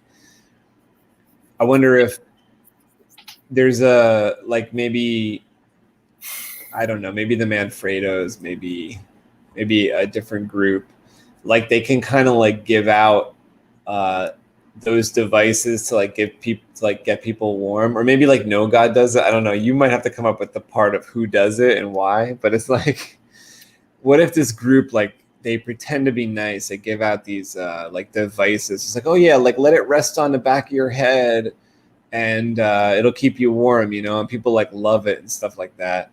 And then at one point when they want to, when it suits them, they like go up to like somebody in the world, I don't know, an old person or somebody, and they're like, hey, push this button. And then all those things like burn the people up. Damn, but why would people trust anyone? I don't know, but like, wouldn't there be a good reason if it was going to keep you warm in this cold world, you know? Yeah. Like, imagine, actually, you just gave me another good idea, because what if... I did nothing at all. I'm just drawing. No, because you said, why would people wear it? Well, what if that's how... Oh, I actually love the way that this works, like when this happens, because it also happens like out in Pikeberg when they fly up in a spacecraft to do something. But it's like, I love it when almost nobody survives, like, but with the people that do survive are like become a character. And what if the situation happens where like one of the people's like, no, I'm not going to wear that, and they throw it on the ground, and when the thing happens where everyone gets burned up, including the person who pushed the button, probably, right? Like whoever they trick into pushing the button, yeah, might do that as well, or like I have to figure that part out. But then what if the person that like survives, that walks away, you know, becomes somebody for our story? Yeah, I'm always down for that. Because, you know, because like you said, who would take that gift? But I think like some people wouldn't want to at first, like, yeah, no, you're right, we shouldn't wear this. But then you fast forward a couple hours, and they're like, they pick it up off the ground and like put it back on, you know, maybe all except for like one person. That could work. Oh, Mundo been watching for a while. Appreciate you, man. That's awesome. Thank you.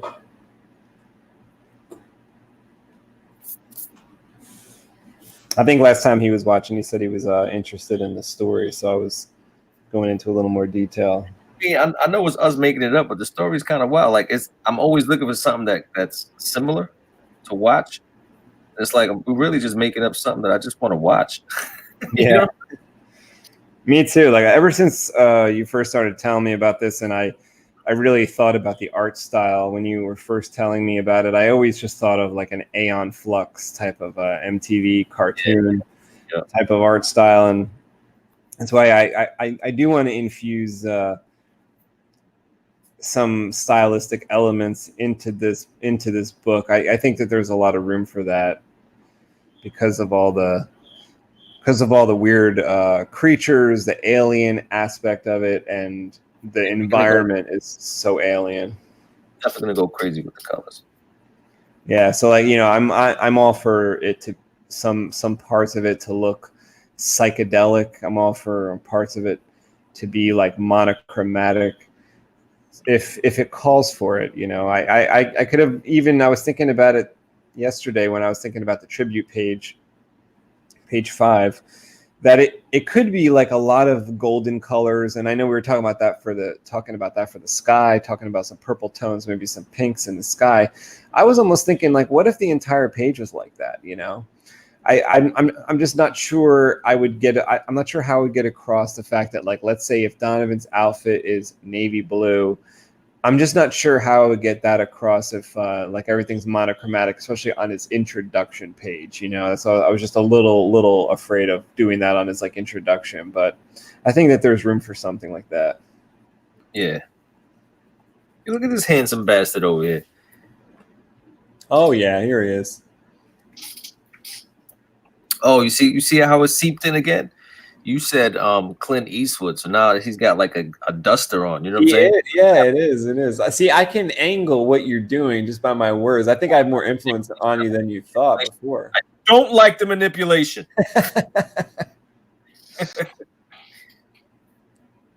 Oh, well, in 2 rooms. Oh, I like this, man. Your crew is where it's at, bro. That's awesome. This is cool. This is cool. I mean, it would be even better. Like if I'm cooking, I'll bring like my iPad in to where I'm cooking, and I have something going. I geek out all the time when I'm in my house, man. I watch.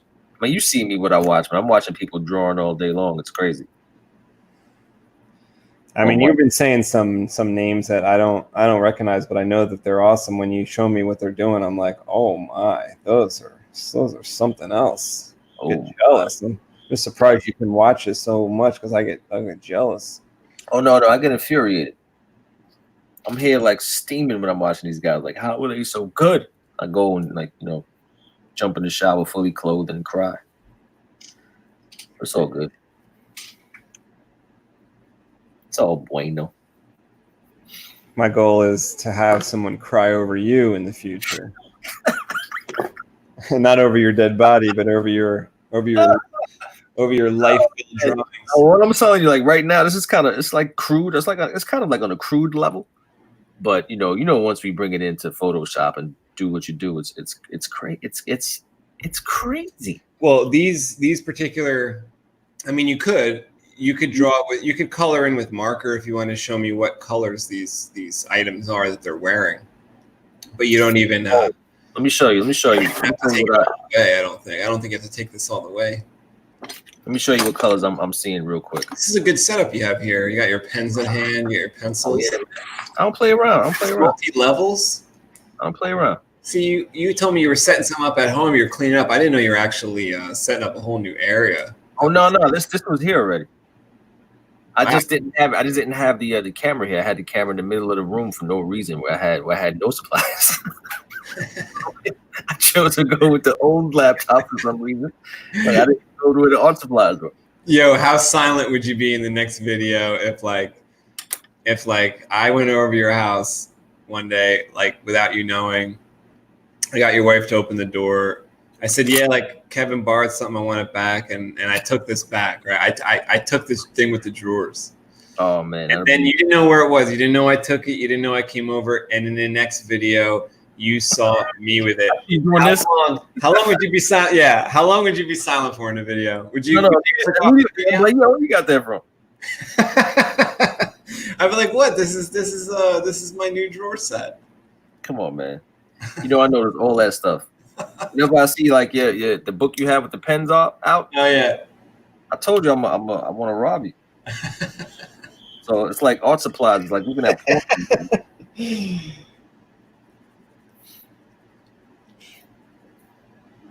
You got a nice like kind of chef, like a chef knife set when I saw you unroll that. Oh yeah. Need that, man. You need it. Need that in your life. I had this guy with that. Let me put the hat back on. This guy. I had this guy with the hat on, and I took the hat off. I gotta put the hat back on. Because then in this scene he's gonna take the hat. But the hat could be like a holographic hat. Yeah. Hell yeah.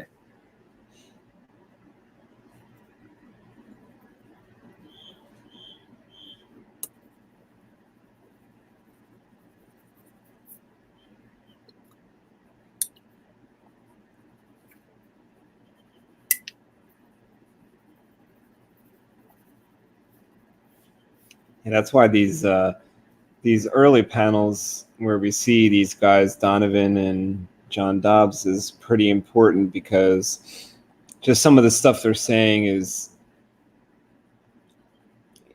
it's character building for what's going to come in the next scenes. Because it's kind of like the way this moves is it kind of moves right along. So that's why. Like what they're saying in these early panels is kind of important, even if they're joking, because that was super important.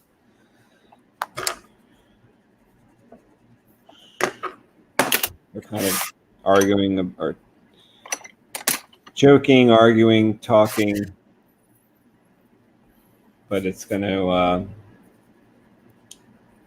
move so fast that eventually Donovan's going to end up being in a pickle.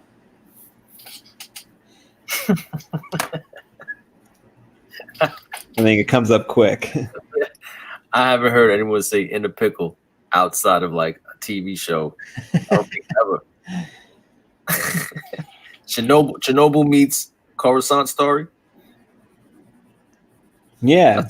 What's the Coruscant story? Well, I know Coruscant. Who said that? I mean, Coruscant's a planet. Yeah, but what story? What? Oh. Okay.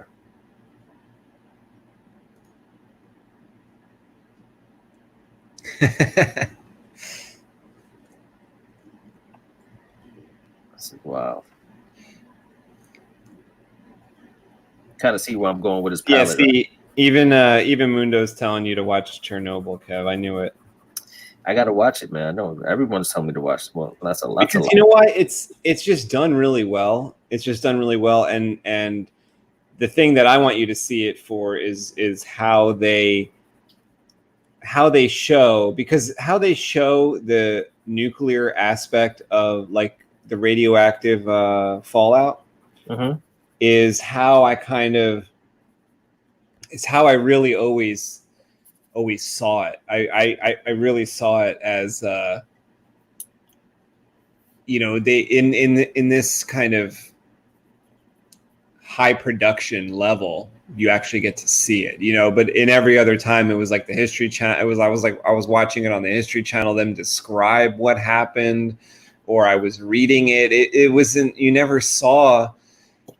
And I was thinking, how are they going to depict this? Because the explanation of like nuclear fallout, what it does to you, what the radiation does, is just so odd. It's just the oddest like talk that it's like, how are they going to show this?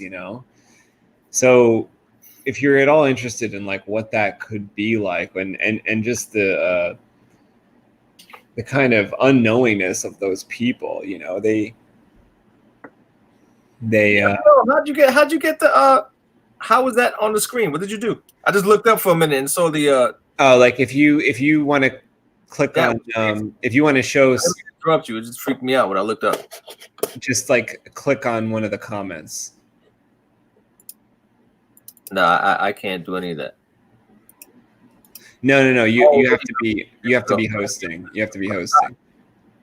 Oh, that's hot. Yeah, you have to be hosting to do that. I had no idea, man. See, it's the little things that get me all amped and crazy.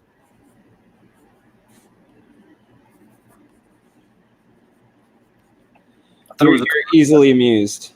Oh, yeah. Way too easily amused. You could bring a box full of pickup sticks. I'm all in. Okay, guess what? This is a no-go, this character, right? This. Why? I drew it too big. See, look. Isn't it? But wait, isn't it? He's supposed to. But it's a hologram. Donovan's face right here. Yeah. No, this is the actual singer. That's the actual singer. That's Sol Gibson. No, but see, the thing with Sol Gibson is like that's not even Sol Gibson. That's another dude. Another dude. Sol Gibson's dead like 50 years, bro. Sol Gibson. This is a poser.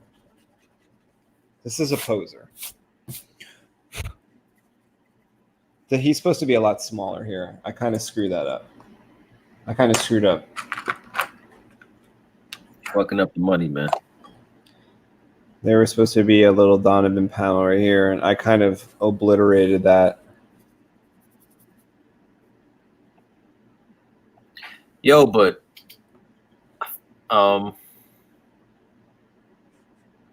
yeah, there's no saving it, man. There's no saving it. Yeah, that I have to make it smaller, so just thankful it's in blue pencil.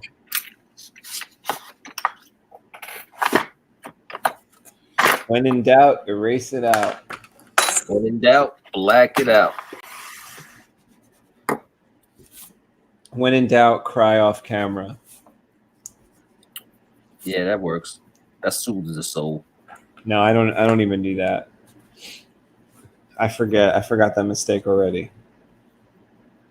You don't cry when you're alone in the dark, man. You need a good cry. You need a good cry in your life, bro. I'm gonna do one of those cries where I slide down the wall. That's what I'm talking about. Those are the good ones. And then you just pick a phrase, repeat over and over and over. Yeah. And over. I tried to tell him. I tried to tell him. He wouldn't listen. Fuck, I tried to tell him. Okay, here we. I think this size is working out better. See, like always, like it's like when I'm working on something and I have to do it again. Not too happy about it, but it usually comes out better. Are you kidding me? Usually comes out better the second time. Oh man, it's the worst feeling in the world.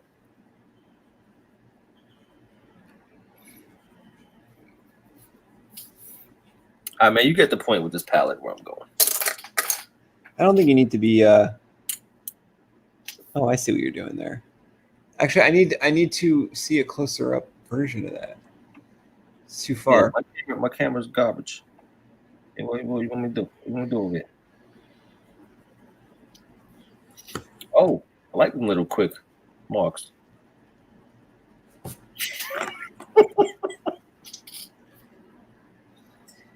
You talking about with your like this pen, man. You know, I just like this pen. This pen does no wrong to me, man. Like this pen right here. It's amazing, man. Yeah, but see, tomorrow is there going to be something else? Are you going to be in love with this pen for a couple days at least? Because if tomorrow it's something else, it might be something else. You forgot about this pen because I'd be like, yeah, look, I got that pen in that you told me to get. And you'd be like, what pen? Yeah, it happens. It's gonna happen. But it finally came in. But what are you talking about? Like, I don't use that pen anymore. That pen's garbage. That pen is trash. Why are you even listening to me? I don't use that pen anymore. Yo, but tonight I use this other pen. You should get this other pen. This pen is amazing. Well, these never go out of style. These right here are incredible. Okay, here we go. Now I got them sliding in like I wanted. Increíble.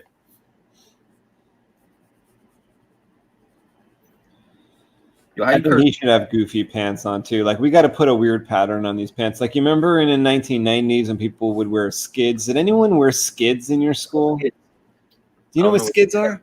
I gotta look those up. Skids? Look up skid. I think it was called skids. I didn't have them. But like, if you were like a skateboarder type kid, you had skids. I think. We used to wear army pants in when I was in high school. Like some people had like Z Cavalry.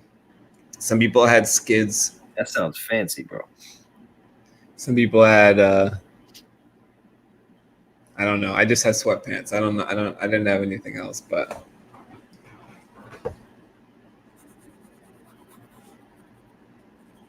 Z Cavalry. My mom said, don't you want something else besides sweatpants, like jeans or something? I said, no, I don't like jeans. Then some girl made fun of me because I didn't have jeans. I had sweatpants. And she says, well, you don't have jeans. So then I went and asked my mom. I said, oh, I need jeans now. They're making fun of me. There's this artist out. I think he's out in Seattle. He calls himself Skip Class. And all he talks about is sweatpants. His whole goal in life was to make it to sweatpants level. Well, I'm going to get there someday. He's pretty funny, man. He's a funny dude. Once I stay home, if I get to stay home for whatever reason, I will be in a sweatpants mode. Why they got this guy standing here all hopeless though, man? His posture is terrible. Yeah, like see, I think this guy died. Like this is belying this guy's. Looks like he has gas. I think Dobbs has not an attitude like Donovan, but something from Donovan must have rubbed off on him over the years, right? He got to have a little bit of an attitude. You know who I see him as? I see him as Cup from Transformers. Okay. Like, move out my way, old timer. His colors are looking like that for sure. Cup. And if anyone listening knows who Cup is, man, you made my Christmas list.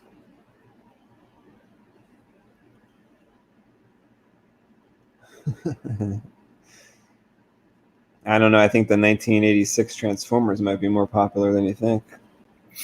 Oh yeah, hell yeah, man, hell yeah. Especially in our age group. It's the first movie I shed a tear in, man. What was the movie Ariel knew? Oh, Half Baked. She said she knew what it was, but she didn't know the quote. She didn't really know it. She didn't know it, man. She didn't know. She said she saw it once. I bet you her dad watched it. She didn't see it. Her dad watched it.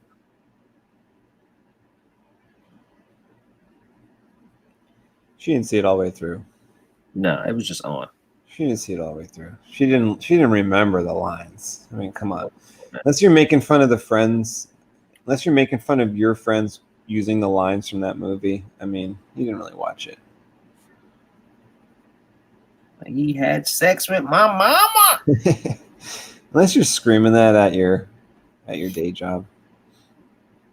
Yeah, You didn't really watch. You were posing. You didn't really watch. You're posing. I believe you, B. I don't know why, but I do.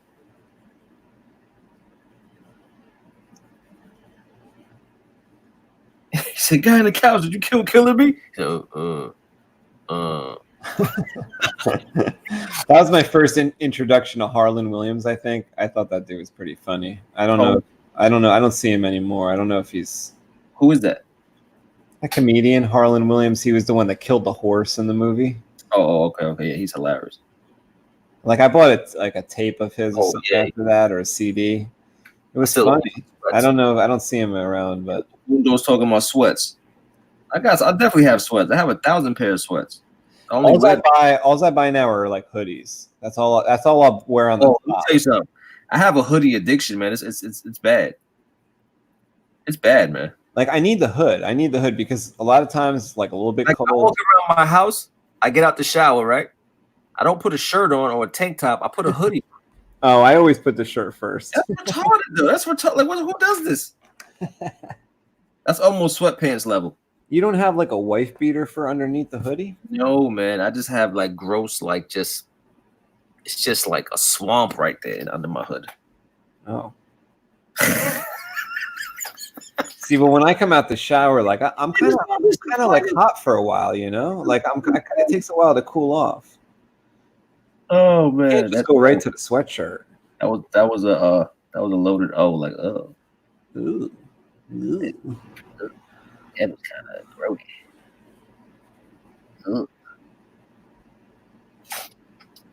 Glad I can't smell it. Enough with Dobbs right there. I think that's pretty much Dobbs. Just a little darker. Darken them up a little bit. Get to the sun already. That's what I'm saying, man. Jesus You Christ. are avoiding Dobbs Jr. Talking trash about sweats, man. It got me all hot and bothered. You might have to go change right in the middle of the stream. Ew.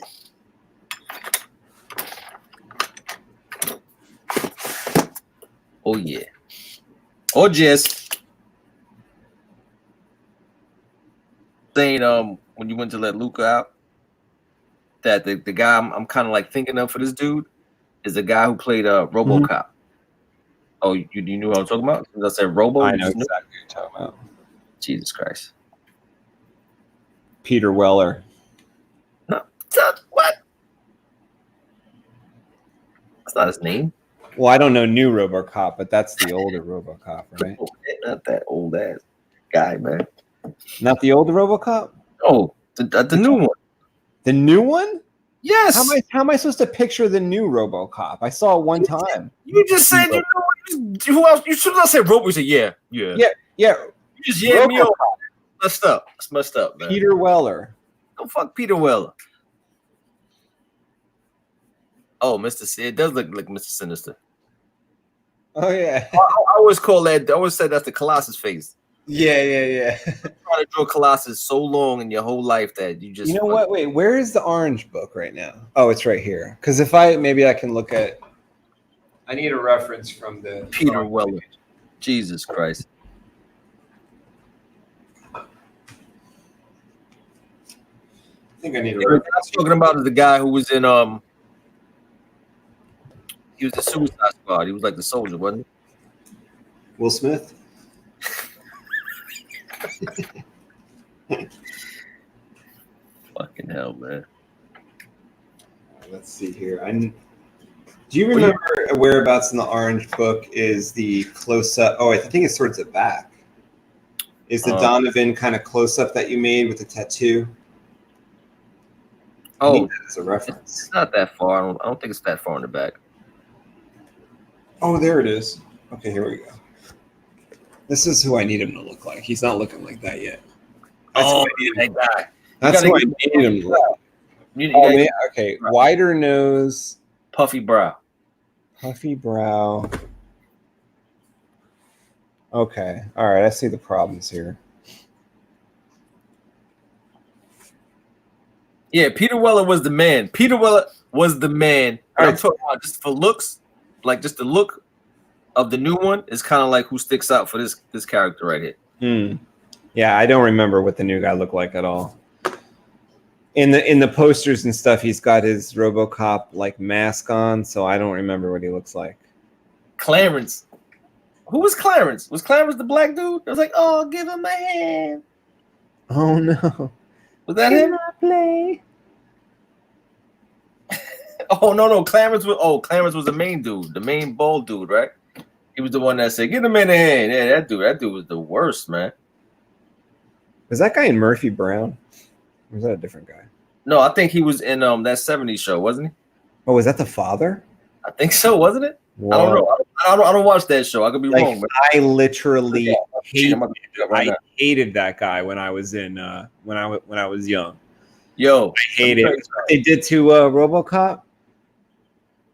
He redefined the whole geek look in my eyes. I was like, yo, if a geek could be a killer like this. Yeah, that's true. I was afraid of that. I was like, here's a smart bad guy. Oh, that was scary. I don't remember his name was Clarence though. You the man for that one.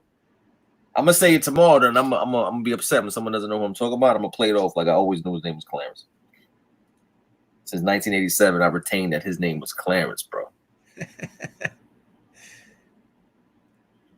It kind of relates to the movie we were talking about before too, because like Clarence B. Clarence was the man. Yo, the worst part though, when he broke up my man's threesome, yo, my man was getting skied out, got the two girls. He hit him with a grenade, B. Like, no, the best thing ever in the world is the RoboCop. No, wait, Kev, tell everyone how to find the RoboCop video of the shooting dicks. Shooting? What are you talking about, bro? You remember from so many years ago? It was the best video. It's the best video on YouTube. Yeah, that was terrible. Yo, but the melting dude, when he got hit by the car, I put that in slow motion, and it ruined my life for at least 12 years. When who got hit by the car?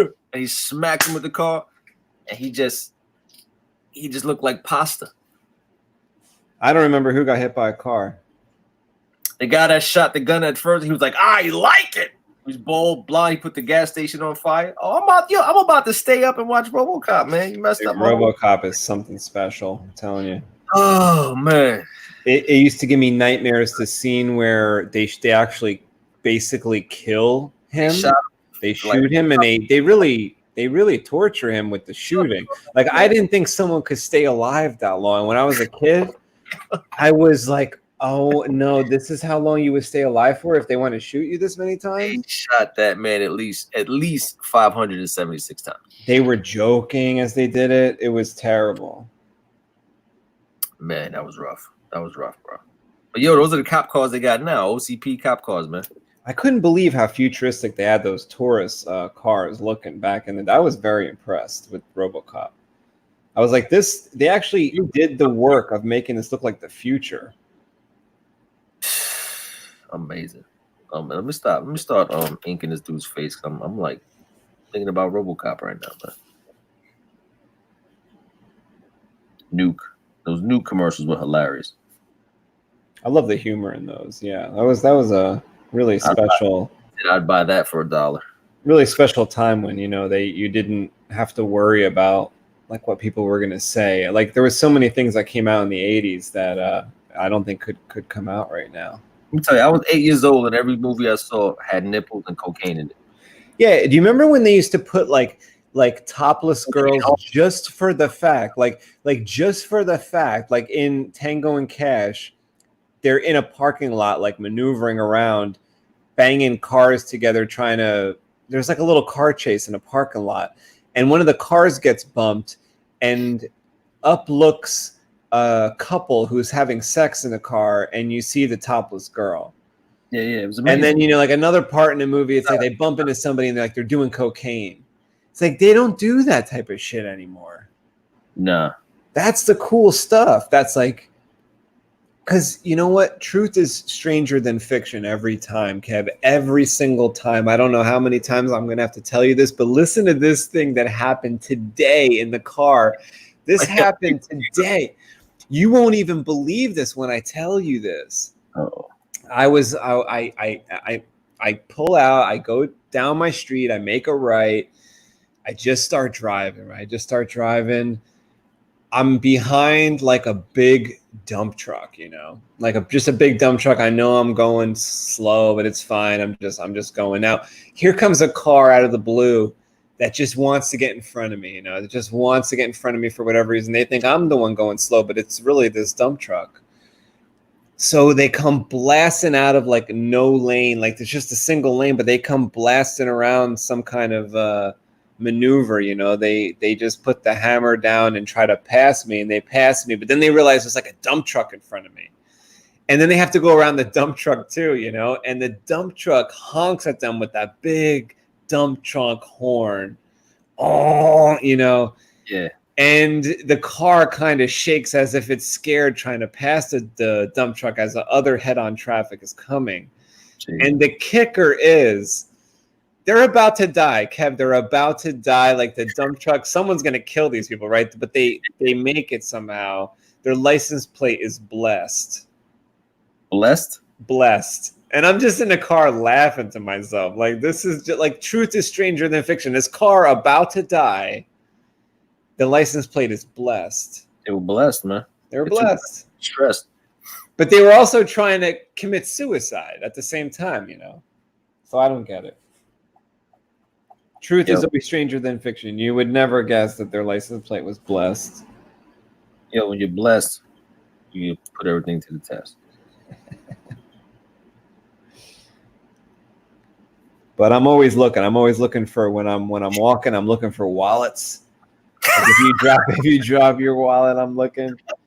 Why are you looking for wallets? I'm looking for wallets because, like, I want to find a wallet with like hundreds of dollars in it. But you know what? No one even carries cash anymore. How are you gonna find wallets? No one carries cash, man. But I'm always looking. I found it so funny when you were telling me that story about when you lost your wallet. Oh man, that was bad. The guy got me, man. He got me. That was pretty funny. You say what? It was a life changer, man. Tell the story. I like it. Can you tell it without your like hand motions? It was late. It was late night. I was out in the city, probably in the club or something. I ran across the street because the light changed. My wallet fell out my back pocket, and I was the last one in the group because I think I was probably. And he scoops up the wallet and keeps walking. Because I mean, like with one swift motion. So I turn around, I run across the street to him like, yo, you picked up my wallet. You picked up my wallet. He turned around without, didn't hesitate. He said, oh, this wallet? And he just showed me his at the time. And I was like, oh, no, that's not my wallet. And it was just enough time for him to go, okay. And then he just left, walked away. And like 10 minutes later, I'm like, yo, he just showed me his wallet. It changed my life. These scammers. Like he was ready with the scam before you even dropped your wallet. He was quick. He was real quick with it. I'm like, oh, man. I always wished I was like quick, not for that type of reason, but you know how like to respond, like quick to respond to someone verbally. You know how oftentimes like you'll think of something to say to someone, but it's like 2 hours later. Oh yeah. Like they're long gone. The argument's over. They've gone. They've stormed away mad, and you're like, if I had only said this, if I had only said this, maybe that could have fixed it. Yeah, hell yeah. That's the worst feeling in the world, man. I hate that feeling. Like a missed opportunity. All right, so what do you think of this face right here? Donovan's face. He's mad about Sol Gibson. I think he has a puffier. I mean, it's good though. I can expand it a little bit. I want to adjust the eyes. He has like smaller, like his. I see him as having such a big brow that his eyes are always in shadow. You know what I mean? Mm. Like Mike Tyson. You know what I'm saying? Yes, I think, like we said last time, Mike Tyson is an inspiration to the look of this character. And who else did we say? Mike Tyson. I mean, we said the guy from Avatar, but was that the only person that we said? Avatar. Oh, the crazy. There was someone else we were talking about. It wasn't, because we were talking about Mike Tyson and maybe it was the guy from Avatar. I said, but I said somebody last time. I was like, it's a cross between those guys. Yeah, Mike Tyson. Definitely an Iron Mike. Definitely. This guy's like he's like a military Mike Tyson. He's like, he never loses. It's like a 60-second knockout every time.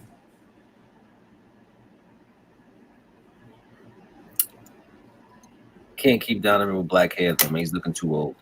No, on your drawing here, you have some like white on the sides. Yeah, that's what I intend for this, but it's not coming through on this ink drawing. I mean, on this pencil. I said Donovan. Yeah, I meant. Oh, okay. Well, yeah, I thought you meant Donovan because I did see here that you have like gray on the sides, but also this is what I think could be as well. Like in this panel here, page 5. Let's have the least amount of gray that we show in this time frame. So almost fully black, like maybe just a hint of gray, right? Then when he returns, because it's going to be like a year later. Yeah, he returns, then he's got a lot more gray because he went through a lot of hardship. Like he goes through a lot of hardships. Stressed I think out. we can kind of show that through that because it's like, you know, when like the president becomes a president, they're like, oh, he looks good. Then it's like 8 years later, Obama looks like he's like 20 years later. It's just how it happens.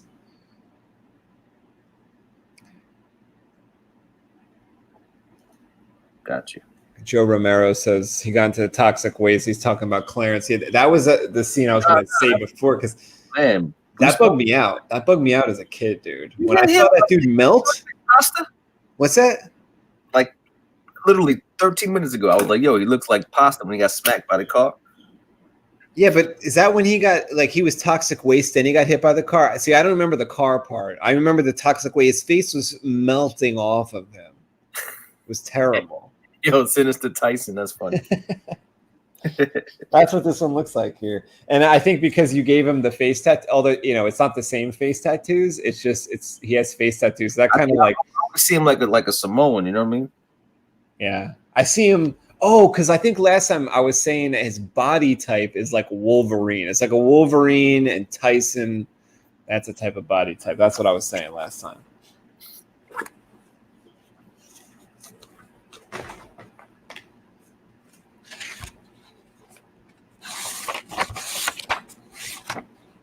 We got to give Dobbs Jr. some type of like helmet or something, like trench coat. You know what I'm saying? Like maybe to go with the trench coat. No, but you know what? Any kind of helmets, not any helmets, but some helmets can spring up as like a hard light projection. Yeah, I'm good with that. So it could be, you know, like a little piece of a jacket on the side or like something on the shoulder that when you wish to, it springs to life as a helmet, kind of like when Tony Stark has his Iron Man face can kind of at will go over his face. Yeah, I see him with like one of these guys. That's something crazy.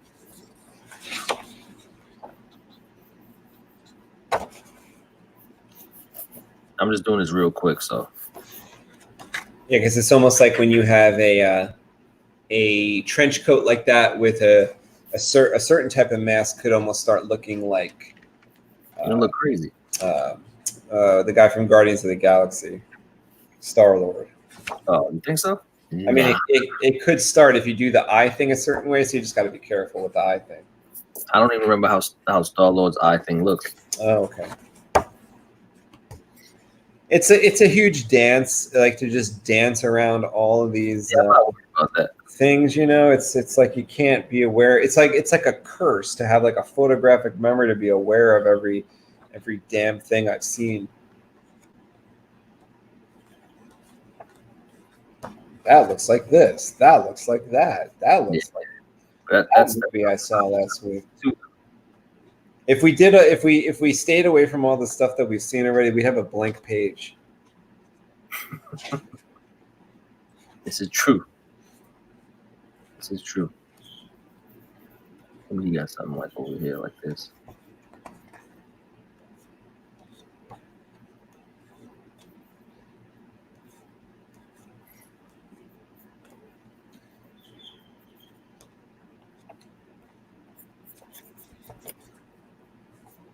Something crazy. See, I think you know what I think you could do next time. We could because the next time we do this is going to be on your channel.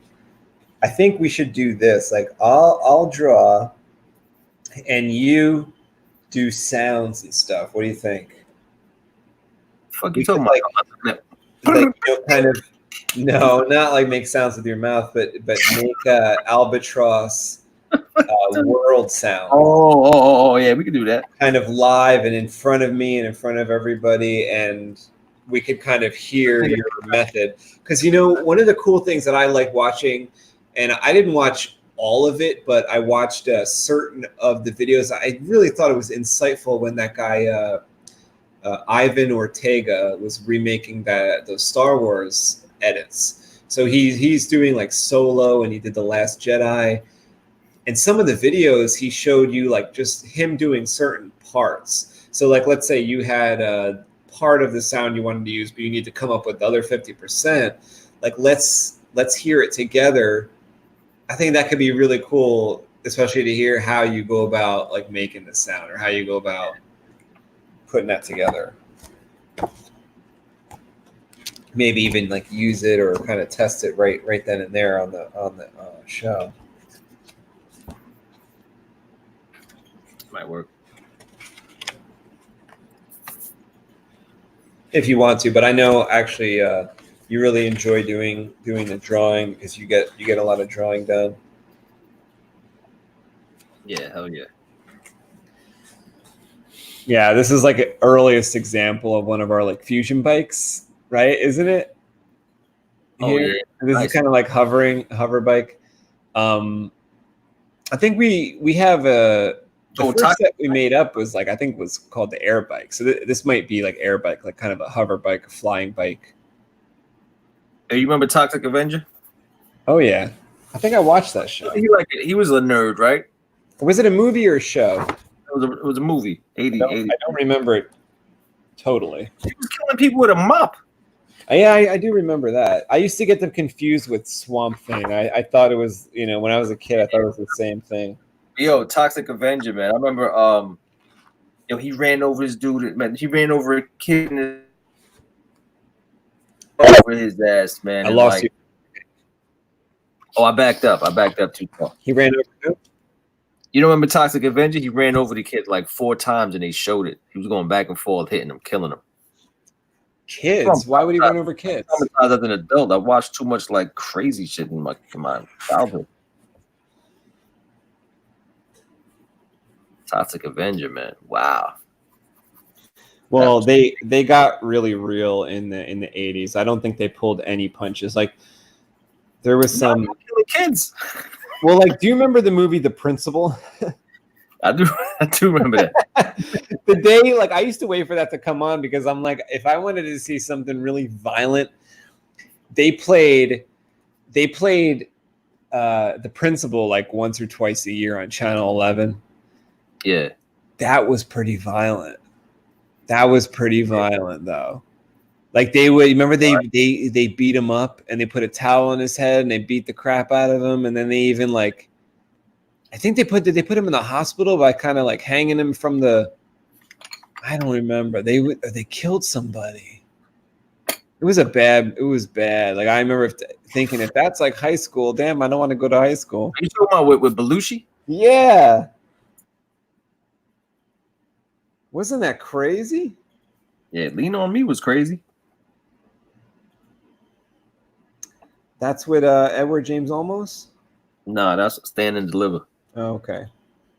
Lean on Me was like a real story about Joe Clark. He's in one of the worst schools. I think it might have been Jersey. I'm not even sure. Well, back in my 8th grade class, my teacher called our class the class from hell. And all the teachers agree with her. They say, yeah, they're the class from hell. Class from hell. Jesus.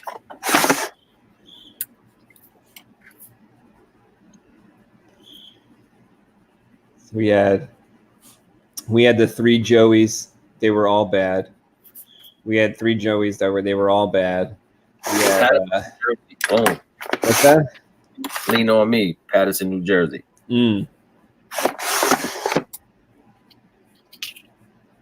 Patterson, damn.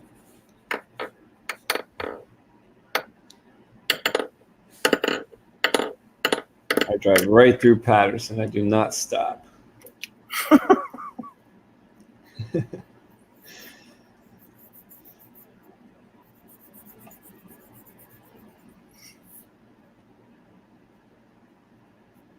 So I'm thinking like he wears something just random, some type of mask with this getup and a hood, or this color like folds up crazy high. I don't know. I like that idea. Yeah, we'll figure it out.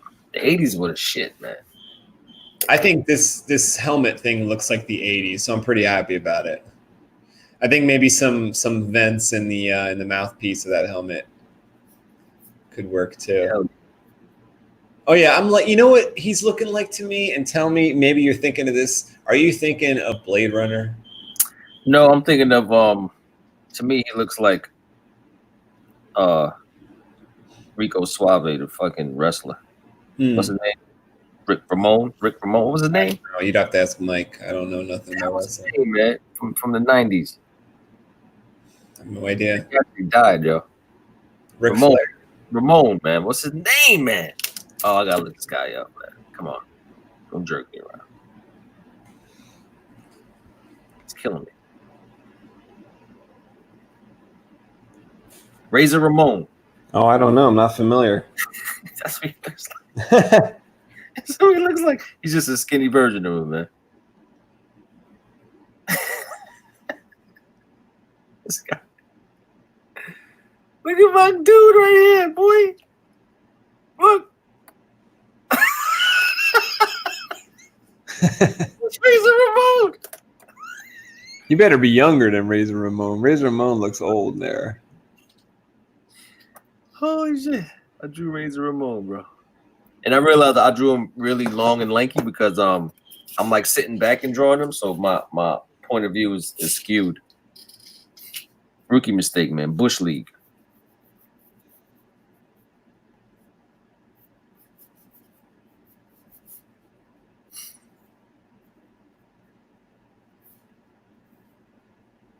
Razor Ramon, bro.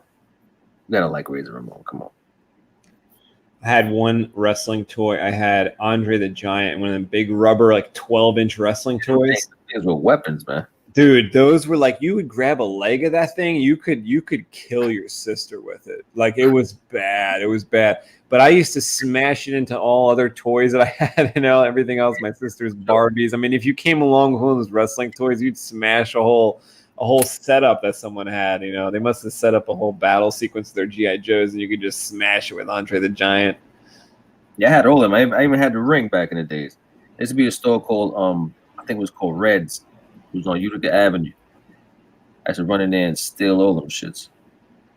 And then my father was like, "Yo, where do you get all these from?" I was like, "Oh, these are I forgot who I said. And I had to like go give them away."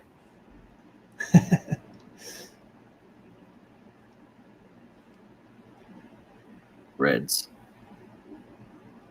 Yeah, all my video games, we had to tell my dad that they weren't ours. Or Dominic's. Yeah, even if I would save up my money. I get Super Nintendo the very first day. Came out, I rode my bike. Told my dad came home. Whose is that? That's Dominic's. So Don't worry about it. he got sick of it. He's sick of it already. You know, he don't know the Super Nintendo came out today. No, I think he's too busy making the bread.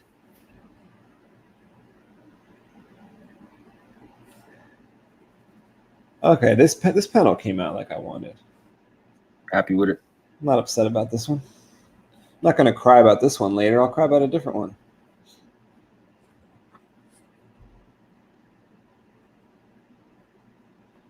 If you come in with your ink pen and obliterate any of my details, we're going to have an issue. Oh, yeah. I'm going to redraw all that shit. We're going to have an issue. Issue number 2.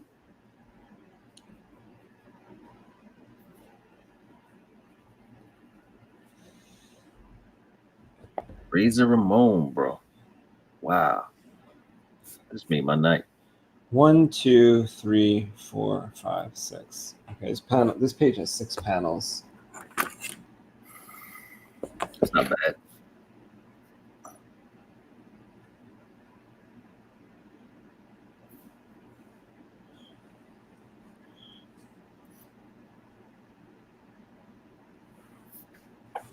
I'm gonna give it to like the same type of. We carry on the knee pad torch.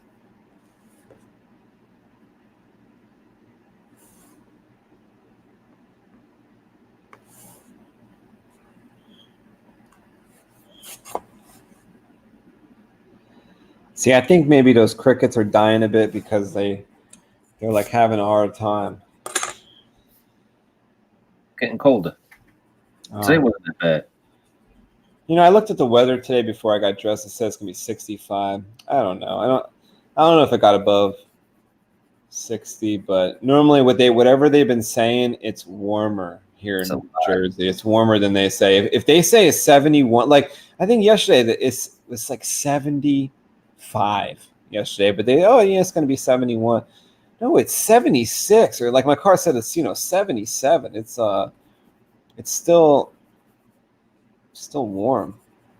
Yeah, I don't like it. That's why today I thought they were telling the truth. I was like, okay, they're saying it's 61, it'll be 64, so it'll probably be 71. But no, it was like 59. I don't like it.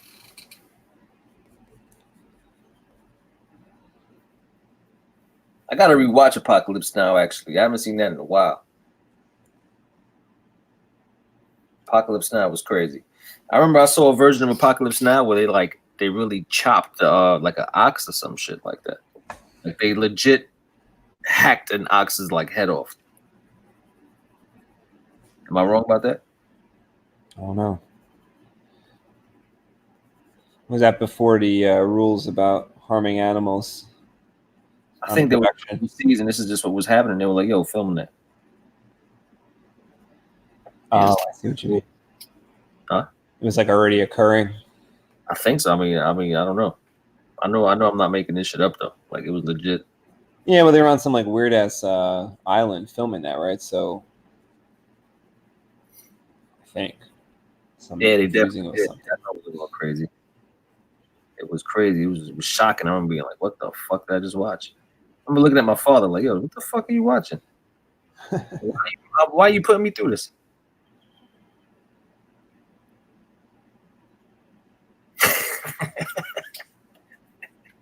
Animals were definitely hurt into making it this. Hell yeah.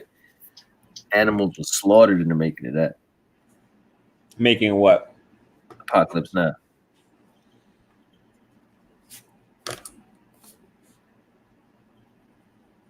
And I'm talking like a 700-pound ox just got his head cut off on camera. It was crazy. Not into that type of stuff. I don't want to see no animals getting hurt. Gotta see it. I don't like any of those videos my friends would pull up back in the day. They were like a monkey getting hit in the head, and then people were going to eat him. He was like trapped in the middle of a table with like his little head knock on his head and eat his brains. I don't want to see that. That was crazy. I want to see none of that. I want to see like Faces of Death where there'd be car accidents. I mean, Yeah, I used to watch those. that stuff's like a little too real. I don't want to see the car accidents. It is real. I was afraid. I was like, no. The last Face to Death I saw was a kid graduated. He planned to bungee jump off the library roof or something like that, but he made the bungee cord too long.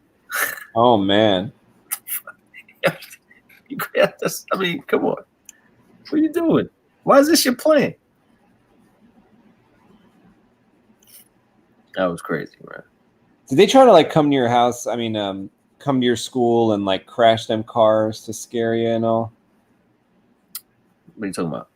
Like they would like come to. I think they do this now too. Like they come to your school. They like drop a car from 40 feet, and they say like that's how it will crash. And Mad Science Workshop, man. Thanks for staying up. It's going to sleep. Have a good night, Jason. Appreciate it. Oh yeah, they do that out here. But yeah, but when I grew up, everyone didn't have to. Everybody wasn't driving. We were all on buses, city buses. You know what I mean? So there weren't a lot of like kids getting into accidents like that.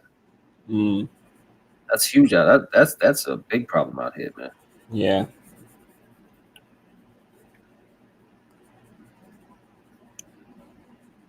Yeah, I noticed that here too. Like there's always a high school with like a crash car in front of it. It's like, damn, it's kind of raw. It's kind of raw. Yeah, I noticed that up in Vermont. I was there a week or so ago. There was a lot of these, memorials on the side, on these fast bends and stuff. I was even thinking when I was driving up there, I'm like, this is like. This has got to be bad for teenagers because this is dangerous mountainside curves and stuff like that, blind corners.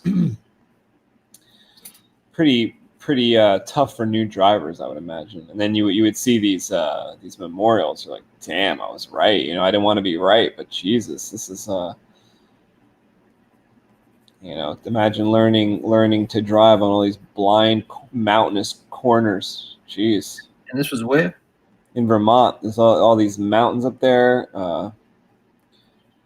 And there's it's like they don't have the signs up there in Vermont. There isn't like there's a lot of 2-lane roads, but out in Hawaii there's a lot of these mountainous roads, curvy mountain roads where it's only 1 lane, and there's signs that say beep your horn when you're going around this.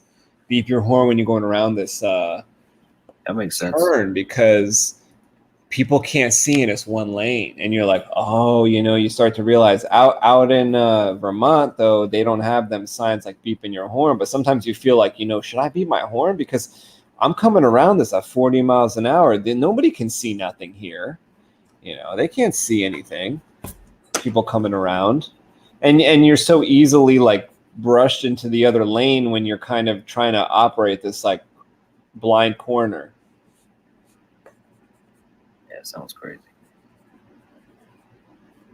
Sounds crazy.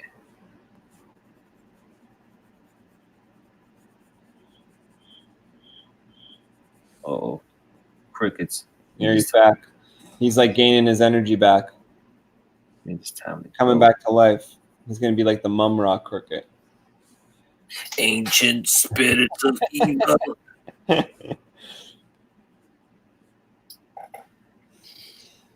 Okay, I'm getting there with this page, Kev. Only have 1 more panel to go. Yo, you got the David Lee Roth karate kick with the go ahead and jump action? Ooh! No, I didn't do the kick on this one. I'm going to do the kick with Adriana Paul. But do you see how I have this guy like kind of like... Is he on the floor or is he in the air? He's on the floor. See him? Oh, all right. I thought he was in the air.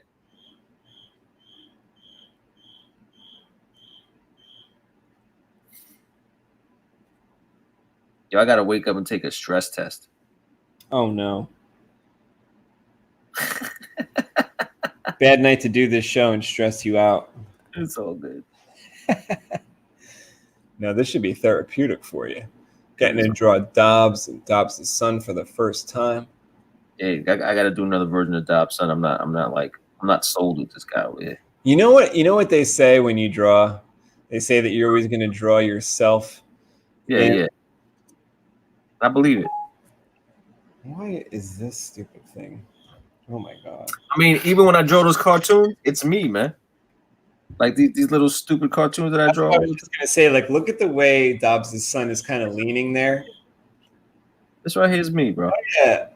Look at the way, like, when you take a picture of yourself, I look at Dobbs' son.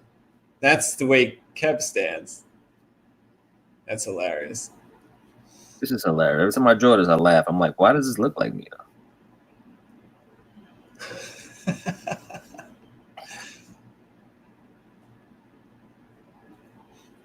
That's what the cop sees in the car. That's why he wants to pull you over. Always. It's always this. Boom. That's how we Big ass eyebrows. Can't forget the big ass eyebrows. Done. Kev. You got big eyebrows, you said? I never noticed that. I got some bushy ass eyebrows, bro. I'm wearing my glasses now, so let me put the glasses on. I don't remember you having bushy eyebrow. Pow. How you like me now?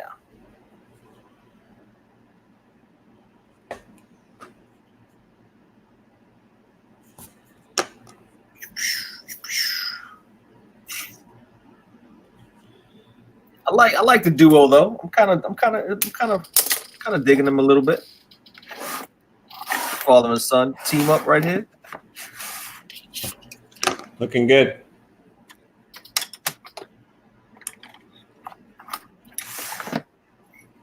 Give them some similar hues. Some similar Alfred hues. I'm going to use your Dobbs outfit right now on Dobbs in this panel. Nice.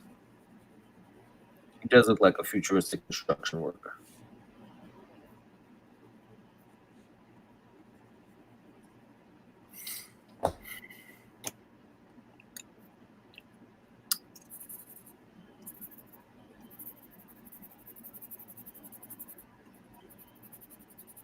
Okay, so when is the next one of these going to be? Tomorrow night. Oh, well, no, what's tomorrow? Tuesday? Let's go for Wednesday. Okay.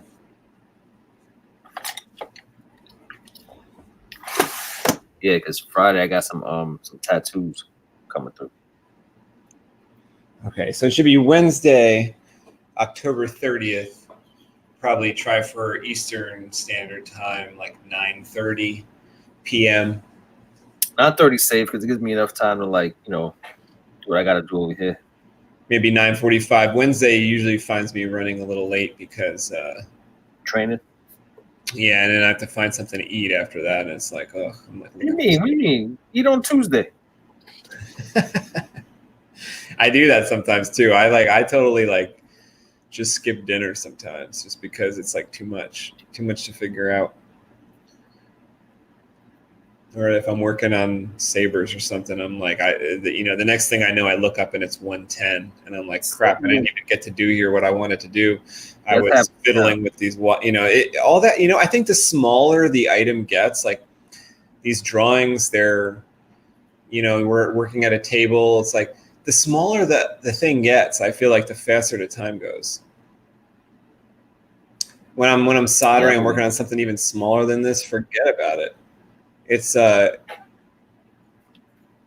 automatically becomes tomorrow as I'm working. It's pretty silly. Yeah. So this is page 6. I will be on page 7 before we know it. Page 7, if you can make out this rough sketch right here, is when Donovan is actually just poking in on his family to actually just tell them he's going to BRB. He's going to be right back.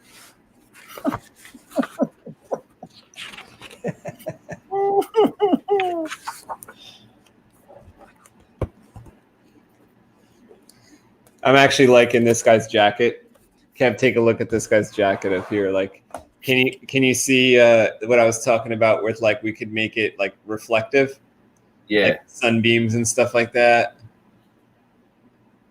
Yeah, yep. We could do some stuff with the color kind of opposite, like, or opposing to what the holographic images will look like behind the sky. Oh, I'm really liking the colors on the sun there. Looking good, looking good.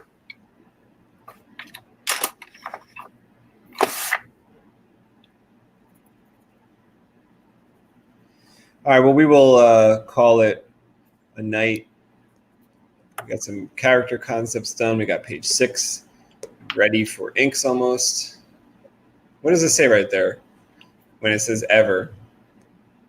Ever, yeah. What does it say above ever? Nothing, just a crown. Oh. All right, so your channel is Kev Cosme. That's on YouTube? Yep, Kev Cosme. All right, check that out for Wednesday. And maybe Kev will be doing some music, or maybe Kev will be doing some more drawing, whatever you want to do. Yeah, man. I'll probably be working on page 7. Unless I'm doing something on the I might be doing something on the iPad, we'll have to see. You gonna do something on the iPad? Maybe. I gotta see. I like how it's kind of open. Wait, let me see. Oh no, you're right about the settings here. High definition is not available above 720. Nah. Thanks, Joe, man. Appreciate that, Joe. Thanks, Joe. Yeah, man. It's gonna be good. It's gonna be good. The story, I mean, I keep rereading like little like story points. It's crazy. It's crazy. Yeah. I think it's getting better all the time too, as we had like little connecting fibers. Yeah, man. I think it's good. So yeah.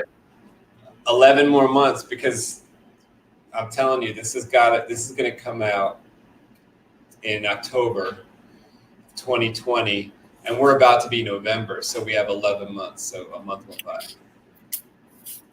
Well, I mean, yeah, I think we'll get there. Yeah. I just thought I'd mention that because, actually after the next stream, it'll be November, so it'll You gotta start inking. I want to start inking like right at the New Year's time, right? Okay, That's so I think that actually makes sense for like a time frame. Hell yeah, it makes sense. Have 40 to 50, let's say 48 to 60 pencils ready. I think so. Yeah, I don't see why not. Yeah, man. Let's do it. Good luck, Edmundo. He's going to go work on a saber. I'm going to go work on a saber and then go to sleep shortly after that. Have a good one, Mundo. What's Mundo's name? What's the name? Edmundo Cabrera. Oh, nice, Mundo. Nice.